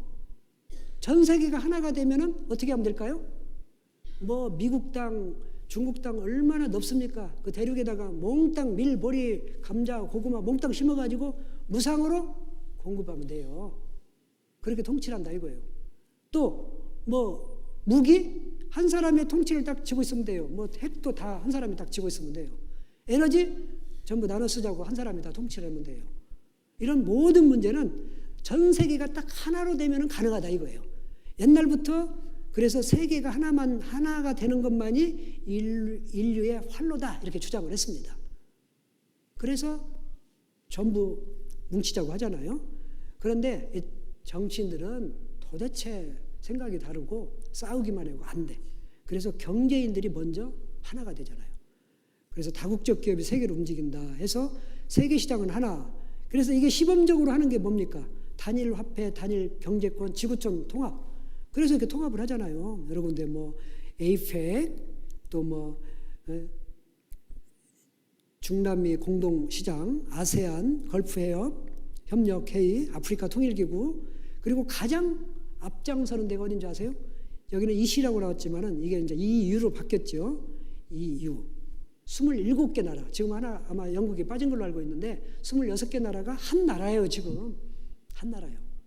그냥 통과해요. 그냥 지금 뭐 여권 없이도 통과하고 서로 그냥 자유롭게 왔다 갔다 합니다. 한 나라예요. 여기가 가장 앞장서잖아요. 그래서 한 나라로 만들자 이렇게 주장을 해죠.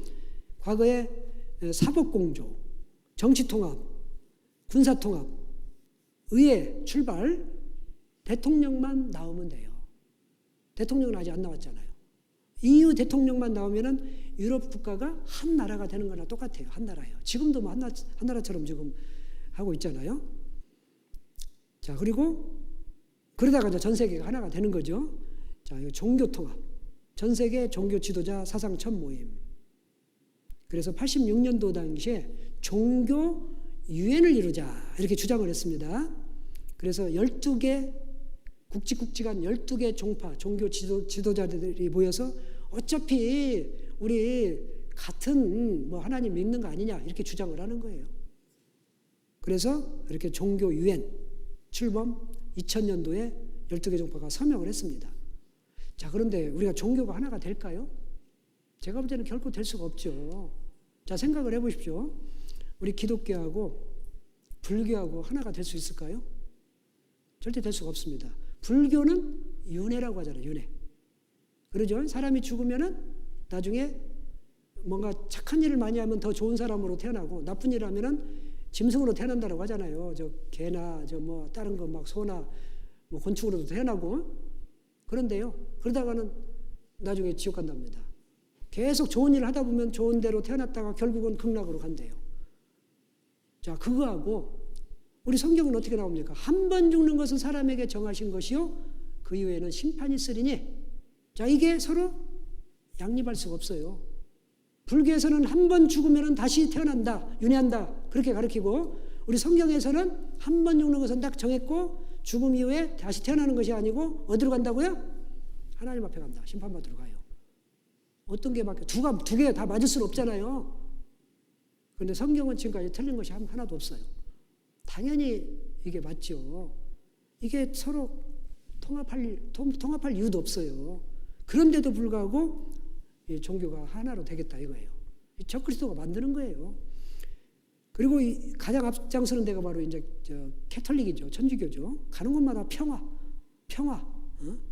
여기 뭐 인류가 평화로. 이게 지금 과거에 우리나라 그 5.16 광장이라고 그러죠. 지금 5.16 광장이 없지만 5.16 광장에서 뭐 200만 명이 모였다나? 이렇게 지금 구름대처럼 모였잖아요. 자, 나이지리아에 교황이 갔는데 보십시오. 끝이 안 보여. 이렇게 많이 모였습니다. 가는 길은 달라도 가는 곳은 하나다. 그 사람들이 주장하는 것이 바로 이거예요. 어차피 하나님은 같은 하나님인데, 저도 옛날에 그렇게 생각을 한 적이 있어요. 저는 성당 다닐 때 성당은 정통이니까 정면 보고, 기독교는 약간 측면 보고, 불교는 저 뒤통수 보고, 어디는 옆통수 보고, 어차피 같은 하나님인데 여러 각도에서 보는 거다 이렇게 생각한 적도 있어요. 이 사람들도 이렇게 생각을 해요. 어차피 같은 신을 섬기는 거고, 가는 길은 달라도 가는 곳은 하나다. 제가 이것을 읽고요. 저는 뭐라고 했을까요? 그렇다의 의미를 아는 사람 무슨 말인지 알겠죠? 골로 가는 거예요. 골로. 이 사람들이 말하는 것은 천국 얘기를 하는 거겠지만은 가는 길은 달라도 가는 곳은 진짜로 하나로 가요. 자, 어쨌든 이 사람들이 주장하는 것은요, 오늘의 구원은 현실 문제 해결이다. 그래서 민중신학이라고 그래서 예수님이 이 땅에 오신 목적은 억눌린 사람을 해방을 시켜주고, 가난한 사람을 부자로 만들어주고, 뭔가 육신의 문제를 해결해주는 그런 사람으로 묘사를 해요. 해방신학이라고 합니다. 근데 예수님이 정말 우리 70년 내지 80년 살 우리 육신만을 위해서 왔을까요? 아니에요. 우리의 영혼을 구원해서 영원히 천국에서 같이 살기 위해서, 행복하게 살기 위해서 그 목적으로 오신 거지, 우리 육신 잘 살게 해주기 위해서, 해방시키기 위해서 오신 분이 아니라 이거예요. 그래서 이렇게 통합을 한다 이거예요. 모든 것이 통합을 한 거예요, 사실은. 자, 그 다음에 13절부터 보면 큰 이적을 행하되 심지어 사람들 앞에서 불이 하늘로부터 땅에 내려오게 하고 짐승 앞에서 받은 바 이적을 행함으로 땅에 거하는 자들을 미혹하며 땅에 거하는 자들에게 이르기를 칼에 상하였다가 살아난 짐승을 위하여 우상을 만들라 하더라.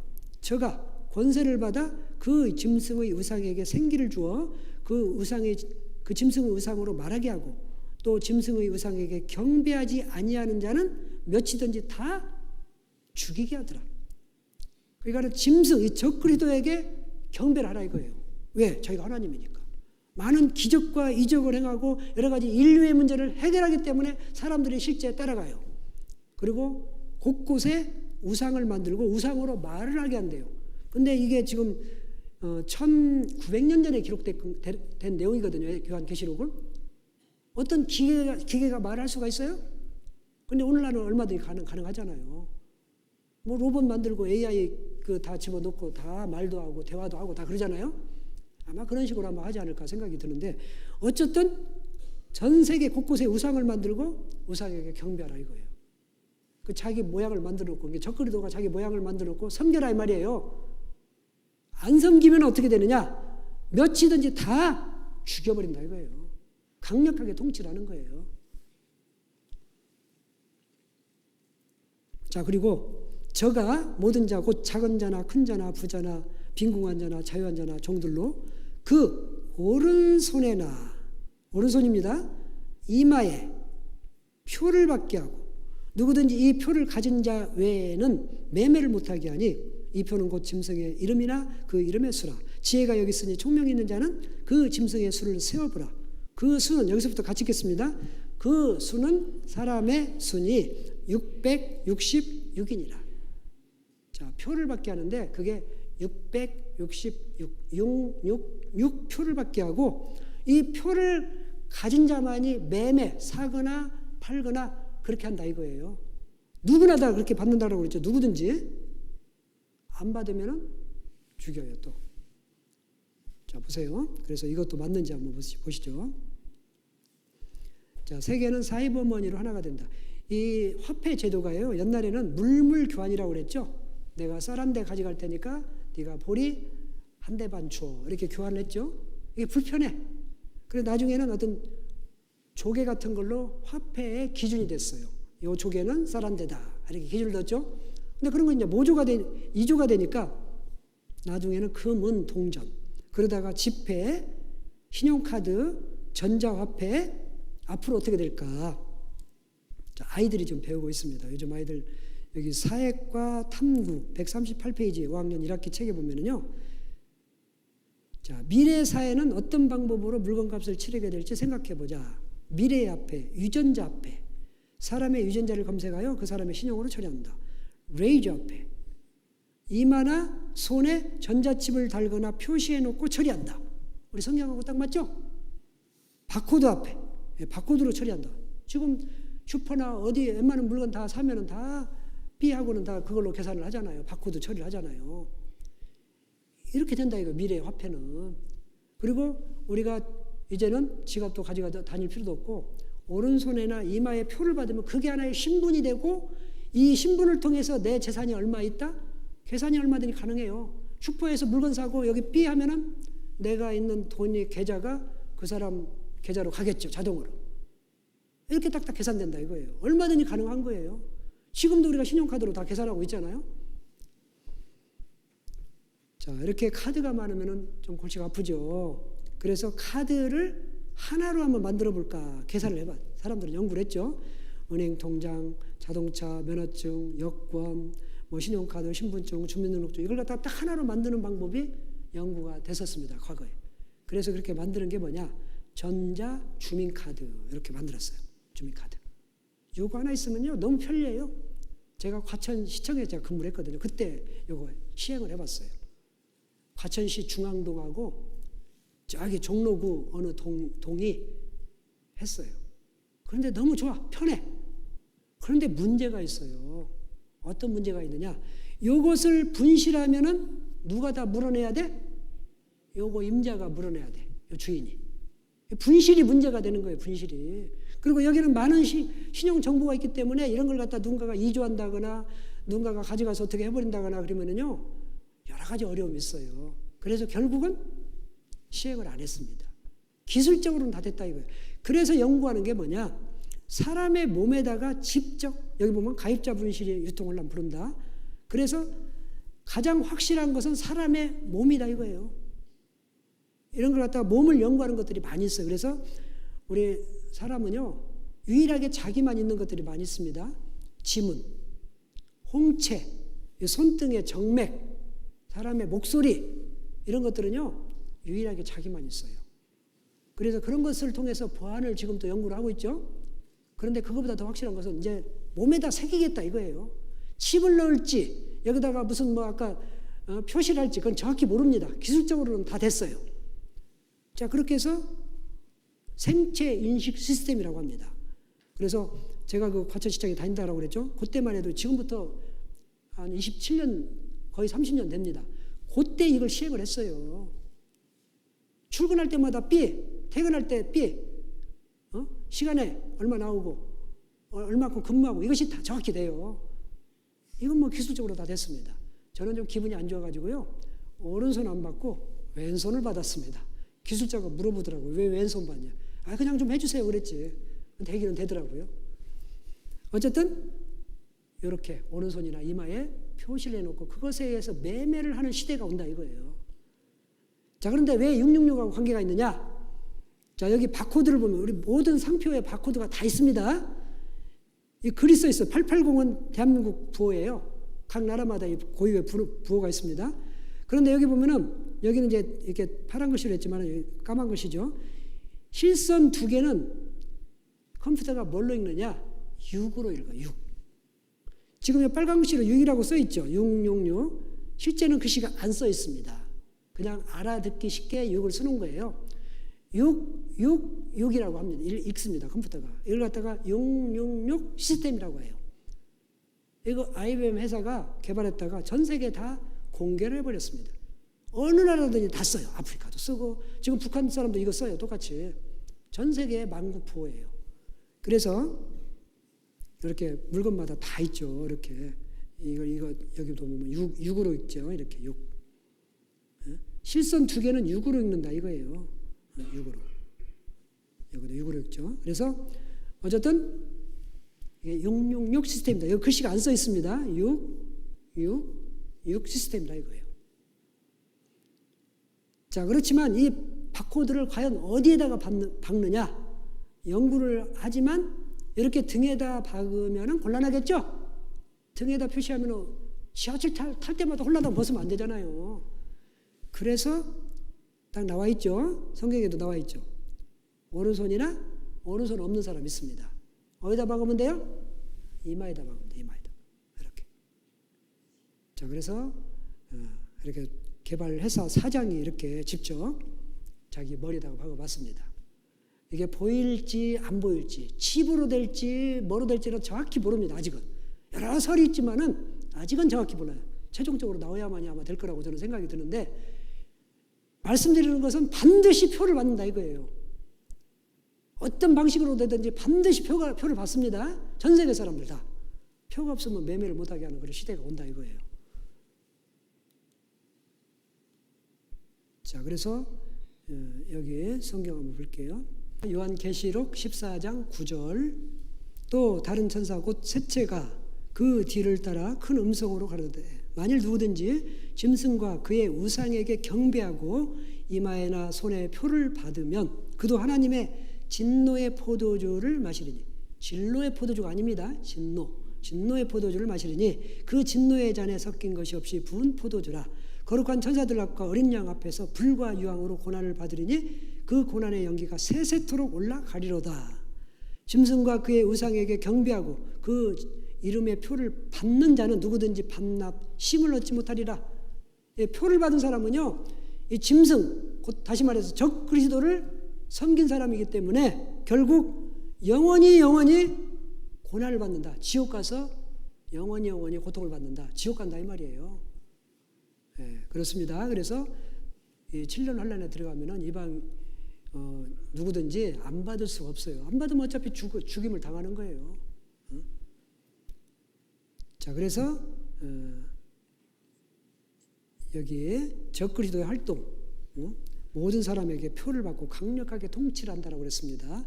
자, 그렇다면 다시 와서 자, 3년 반 동안 그렇게 통치를 하다가 마지막 전쟁인 아마겟돈 전쟁이 일어나라고 그랬죠. 자, 아마겟돈 전쟁이 어떻게 일어날까? 그것도 성경에 미리 나와 있습니다. 에스겔서 38장에 보면은 다 자세히 나와 있어요. 그리고 39장은 결과까지도 나와 있어요. 놀랍게도. 자, 여기 보면은 2절에 보면 인자야 너는 마곡 땅에 있는 곡. 이 곡은 아마 곧 같다라고 그랬죠. 로스, 메색, 두발 왕 이런 왕들인 것 같아요. 곡이라는 그냥 통칭을 한 거죠. 로스는 러시아, 메색은 모스크바, 두발은 투볼스키. 실제 현재 지명입니다. 자, 이런 나라의 왕을 말하는 거예요. 왕. 왕에게 뭐라고 하느냐? 고가 너를 데려가여 너를 돌이켜 갈고리로 내 아가리를 꿰고 너와 말과 기병 곧 내 온 군대를 끌어내되 완전한 갑옷을 입고 큰 방패와 작은 방패를 가지고 칼을 잡은 큰 무리와 그들과 함께한 바 방패와 투구를 갖춘 바사, 구스, 붓, 고멜과 그 모든 극한 북방의 도갈마 족속과 그 모든 때 곧 많은 백성의 무리를 너와 함께 끌어내리라.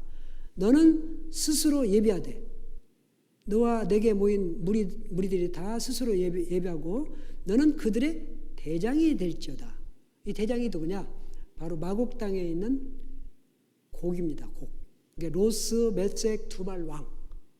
다시 말해서 이 어디냐면은 바로 러시아를 말하는 거예요. 러시아. 러시아에서 자 바사, 부스, 붓, 고멜, 극한 북방의 도갈마 족속 이런 무리들과 연합전선을 이루어서 대장은 누구냐? 바로 러시아가 대장이 되어서 누구를 쳐들어가느냐? 여러 날 후 곧 말년에 내가 명령을 받고 그 땅 곧 오래 황무였던 이스라엘 산에 이르리니 이스라엘 땅으로 간다 이거예요. 그 땅 백성은 칼을 벗어나서 열국에서부터 모여 들어오며 이방에서부터 나와서 다 평안히 거하는 중이라. 평안하다 안전하다 할 그때에 이스라엘 땅에 지금 아까 3년 반에는 어때요? 거짓 평화가 있다라고 그랬죠? 이스라엘 사람들이 다 돌아가요. 자기네들 이제 살만하다 이제 완전한 평화가 됐고 이제 내가 돌아가도 되겠구나 싶을 때 이스라엘 전 세계 사람들이 다 돌아간다 이거예요. 평안히 거할 때에 3년 반, 후 3년 반 이후에 갑자기 쳐들어가요. 이 러시아가 쳐들어가요. 자, 이것을 보면 이렇게 나옵니다. 자, 이거 보면은 러시아가 동부 유럽, 고멜, 도갈마 족속, 바사, 이란이죠. 붓은 리비아죠. 구스는 이디오피아죠. 그러니까 중동의 일부 국가들하고 연합전선을 이루어서 바로 어디를 쳐들어가냐? 이 작은 이스라엘을 쳐들어가요. 왜 쳐들어가냐? 노력하기 위해서, 뭔가를 빼앗기 위해서. 이 러시아 사람들은요 배고프거든요. 군사적으로는 강하지만 배고파, 경제적으로는 가난해요.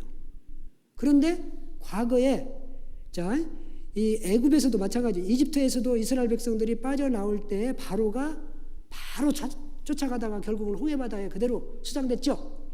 그러듯이 이스라엘에 사는 320만 명의 러시아에 사는 모스크바에 320만 명이 어제도 배웠지만은 돌아갔어요. 자, 그들이 돌아가니까 이스라엘 사람들, 이 러시아 사람들이 자기네가 가난뱅이가 됐다라고 생각을 하는 거예요. 그래서 아마 이 뺏으러 가는 것 같아요. 이스라엘 땅에는요 굉장한 자원들이 많이 있습니다. 이 지중해도 그렇고 석유도 그렇고 각종 광물 자원, 그 다음에 사해바다 이런 데는요 정말 보고예요. 엄청 많은 광물이 있습니다. 이런 것을 탐내는 것 같아요. 그래서 혼자 가기는, 왜 제가 이 성경을 읽다가요 옛날에 왜 러시아가 이렇게 큰 러시아가 이 작은 이스라엘 땅을 쳐들어가는데 왜 이렇게 연합전선을 하고 가지? 제가 처음에 이해가 안 갔어요. 그런데 요즘 제가 이해를 했습니다. 지금 우크라이나라고 3년간 전쟁에도 우크라이나를 아직 점령을 못 하잖아요. 그런 거 보면은 생각보다는 완전하게 이렇게 강하진 않은 것 같아요. 그러니까 이렇게 연합전선을 이뤄서 갑니다. 자, 그때 또 누가 참전을 하느냐? 동방에서 2억이 참전합니다. 2만 명이라고 나옵니다. 2억. 동방은 정확히 어딘지는 몰라요. 다만 우리가 추정하기를 중국일 거다. 지금 돌아가는 걸 보면 중국일 거다. 이렇게 추정을 하고 여러 가지 또 중국을 포함한 연합전선이 될 수도 있죠. 북한은 항상 또 중국 편이니까 북한이 또 참전할 수도 있고 또 인도나 특히 파키스탄 이런 나라가 또 참전할 수도 있고 어쨌든 정확한 한 나라일지 그건 정확히 모르지만은 2억의 군사가 이 참전을 해요. 같이. 아마 이권 다툼 때문에 같이 참전하는 것 같아요. 그러면 미국은 가만히 있느냐? 예, 지금까지 미국은요, 이스라엘을 도와주지 않은 때가 없었어요. 무조건 이스라엘을 도와줘요. 나토를 중심으로 해서 아마 이스라엘을 도와주겠죠. 그러면 이렇게 되는 거예요. 이 이스라엘을 사이에 두고 러시아 연합전선, 그 다음에 뭐 중국 연합전선, 미국 나토 연합전선 싸우는 거예요. 앞으로의 싸움은 그냥 싸움이 아닙니다. 이제 그냥 핵전쟁입니다. 핵전쟁이 끝나면 누가 뭐 죽고 누가 사는 전쟁이 아니에요. 그래서 에스겔서 39장에 보면은요, 아몬군의 골짜기를 매장지로 주었다 이런 표현이 나오고, 그리고 순행하는 자가 딱 표시만 해둔대요. 거기다가 표시를 딱 해둬요. 그리고 7개월 이후에 가서 그 시체들을 모아가지고 그곳에다가 매장을 해요. 왜 그럴까요? 핵전쟁이 나면은 바로 시체를 못 만진대요. 오염되니까.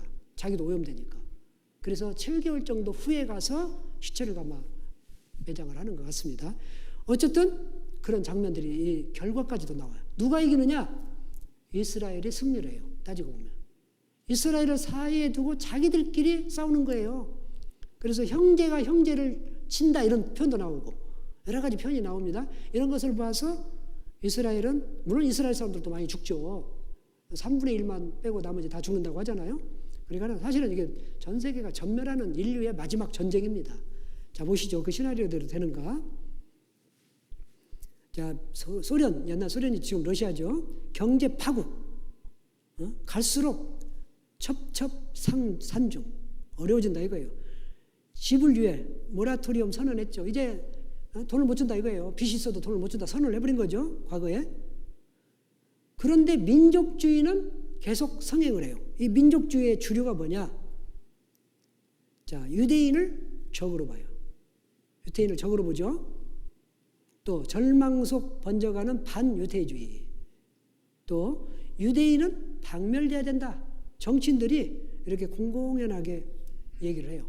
유대인들에 대한 혐오 사상이 있는 거죠. 러시아는. 자, 러시아 사람들 유대인들은 너무 싫어. 굉장히 싫어해요.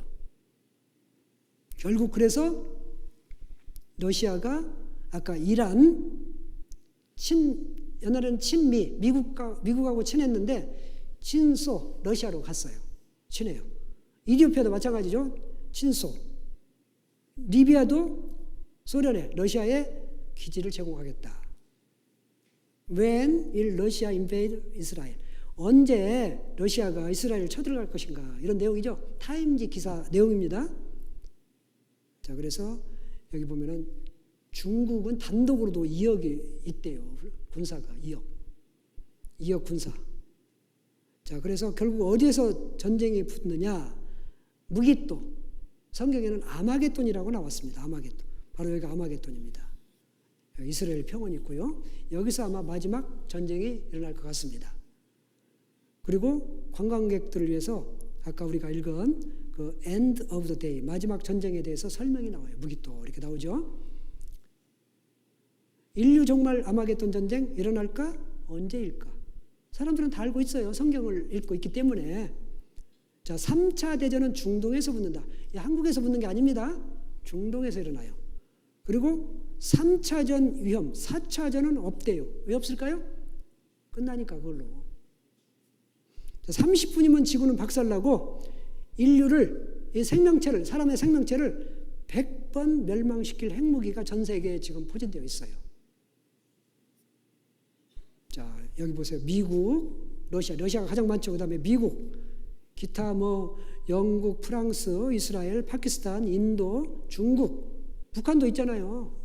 언젠가는 이건 뭐 아직 뭐 누구라도 속단할 수는 없지만은 이대로 가다가는 대한민국도 만들 가능성이 많아요.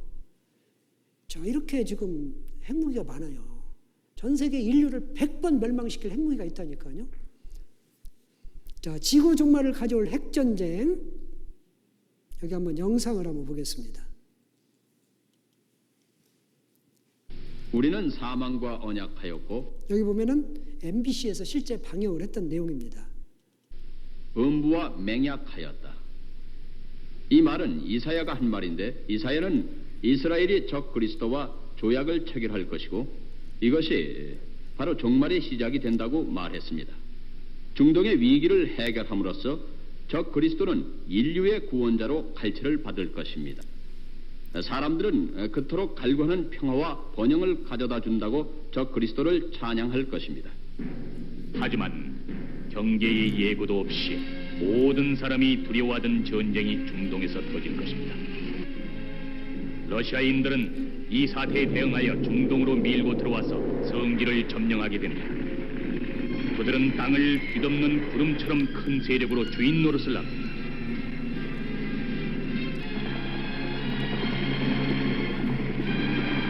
이와 때를 같이 해서 계시록에서 동쪽의 왕들이라 적혀있는 중공이 2억의 병력을 동원하기 시작합니다. 동과 서의 병력이 중동으로 몰려 들어옴으로써 역사상 최후의 싸움이 될 무대는 설정되는 것입니다. 인류가 수세기 동안 두려워하던 대결입니다. 바로 아마겟돈의 예언이 이루어지는 것이죠. 모든 군사가 서로 가까이 가서 그 모습을 드러내자 심판의 골짜기엔 수많은 무리가 모이리라. 심판의 골짜기에 주의 날이 가까웠음이니라.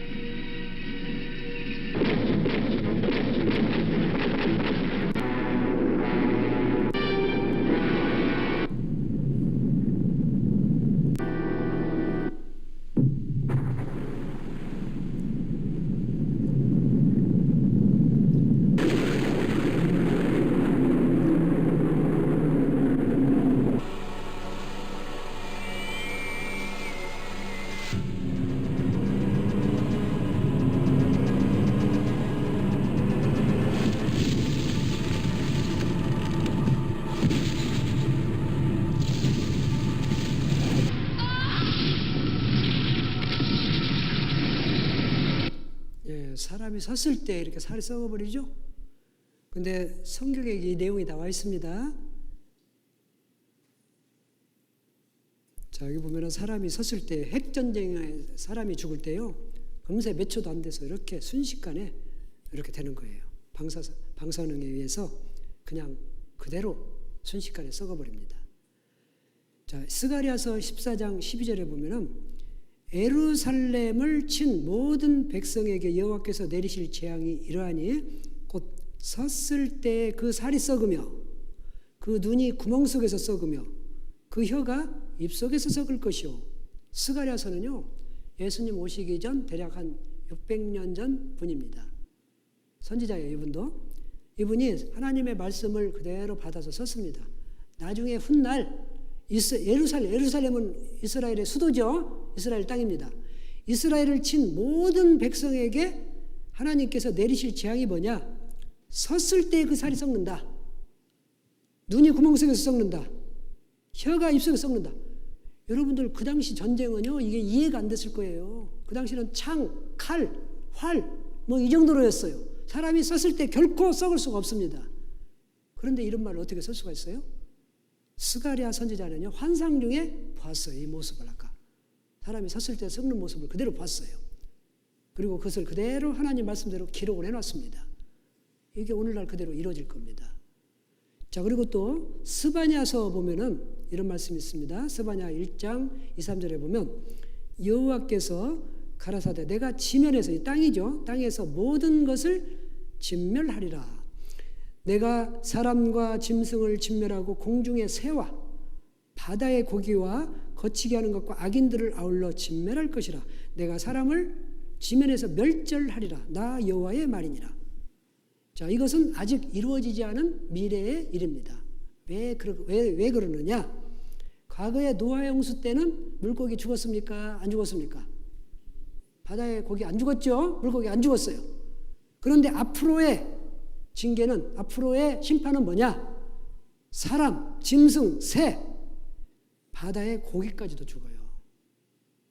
바다의 고기를 죽일 수 있는 것은 핵전쟁밖에 없는 거예요. 다른 것으로는 죽일 수가 없습니다. 세계에서는 얼마든지 죽일 수가 있어요. 생명체는 다 죽일 수가 있거든. 그러니까는 내가 지면에서 멸절하리라. 누가 하신 말씀이라고요? 나 여호와의 말이니라. 하나님의 말씀을 1.1핵도 없어지지 않고 다 이루리라. 반드시 성취된다 이거예요. 이것도 언젠가는 반드시 돼요. 여러분들 앞으로 미래는 비참한 겁니다. 과거의 노아 시대는 물로서 심판을 받았지만 앞으로 미래는 물이에요, 불이에요? 불로서 심판을 받는 겁니다. 불. 이건 이미 성경에 여러 곳에 나와 있습니다. 아직 이루어지지 않은 거예요. 그런데 구원받은 사람은 여기 들어가는 게 아닙니다. 7년 환란 전에 들림을 받기 때문에 이 꼴을 안 봐요. 볼 필요도 없습니다. 경험할 필요가 없습니다. 그래서 왜 그러면 우리가 배워야 되느냐? 알려주기는 해야 하잖아요. 구원받으라고. 경고를 하는 거 아니겠습니까? 제가 하나님이 미래를 알려주신 목적에 대해서 처음 알려줬잖아요. 왜 우리가 미래를 할 때 좋은 것은 받아들이고 안 좋은 것은 뭐라고요? 피하라 그 뜻이죠? 여기 마지막 이것만 하나 읽고 끝내도록 하겠습니다. 잠언 22장 3절. 자, 앞을 보시고 같이 한번 읽어보겠습니다. 슬기로운 자는 재앙을 보면 숨어 피하여도 어리석은 자들은 나아가다가 해를 받느니라. 예, 슬기로운 사람은요, 재앙의 경고가 있으면은 피하는 거예요. 어리석은 자들은 나아가다가 해를 받는데, 예, 그냥 당한다 이거예요. 예, 우리가 어리석은 자가 돼서는 안 됩니다. 이번에 이렇게 알려드리는 미래를 역사를 알려드리는 것은 미래는 정말 비참하고 앞으로 하나님이 와서 불로서 심판한다 이거예요. 그리고 적그리스도가 와서 강력하게 통치한다 이거예요. 자, 그 전에 우리 구원받은 사람은 다 들림을 받는다 이겁니다. 그래서 구원, 이 길을 피하는 길은 뭐냐? 자, 여러분들 이 심판도 안 받고 나머지 아마겟돈 전쟁도 참여 안 하고 7년 환란에 가지 않는 방법은 뭡니까? 어떻게 해야 돼요? 그렇죠. 구원 얻은 성도들을 모으리. 예? 나팔 불 때에 구원받은 사람만 참여하는 거예요. 이것은 반드시 이루어집니다. 반드시 이루어져요. 그래서 오늘까지 여기 말씀을 드리고요. 이제 내일, 모레는 더 중요한 말씀이 이어집니다. 지금까지 아무리 잘 들었고 하나님을 믿는다 하더라도 내일, 모레 안 들으면 구원받을 수가 없습니다. 더 중요한 내용을 우리가 배워야 됩니다. 그래서 정말 지금까지 잘 참고 잘 들으신 분들이요, 내일 모레도 계속 오시는 거죠? 네, 감사합니다. 기도하겠습니다. 사랑과 은혜가 충만하신 하나님 아버지 감사합니다. 오늘은 말씀을 통해서 미래에 어떻게 될 것인지에 대해서 우리가 배웠습니다. 미래는 참담하고 비참합니다. 자, 그런 가운데서 우리 이번에 참석하시는 분들 한 영혼도 잃지 아니하고 다 구원받고 그 어려운 그곳에 참여하지 않도록 주님이 도와주시옵소서. 이번에 끝까지 말씀 잘 듣고 구원받을 수 있도록 도와주시옵소서. 오늘 또 감사드리고 내일 또 주님께만 부탁을 드립니다. 예수님의 이름으로 기도드렸습니다. 아멘.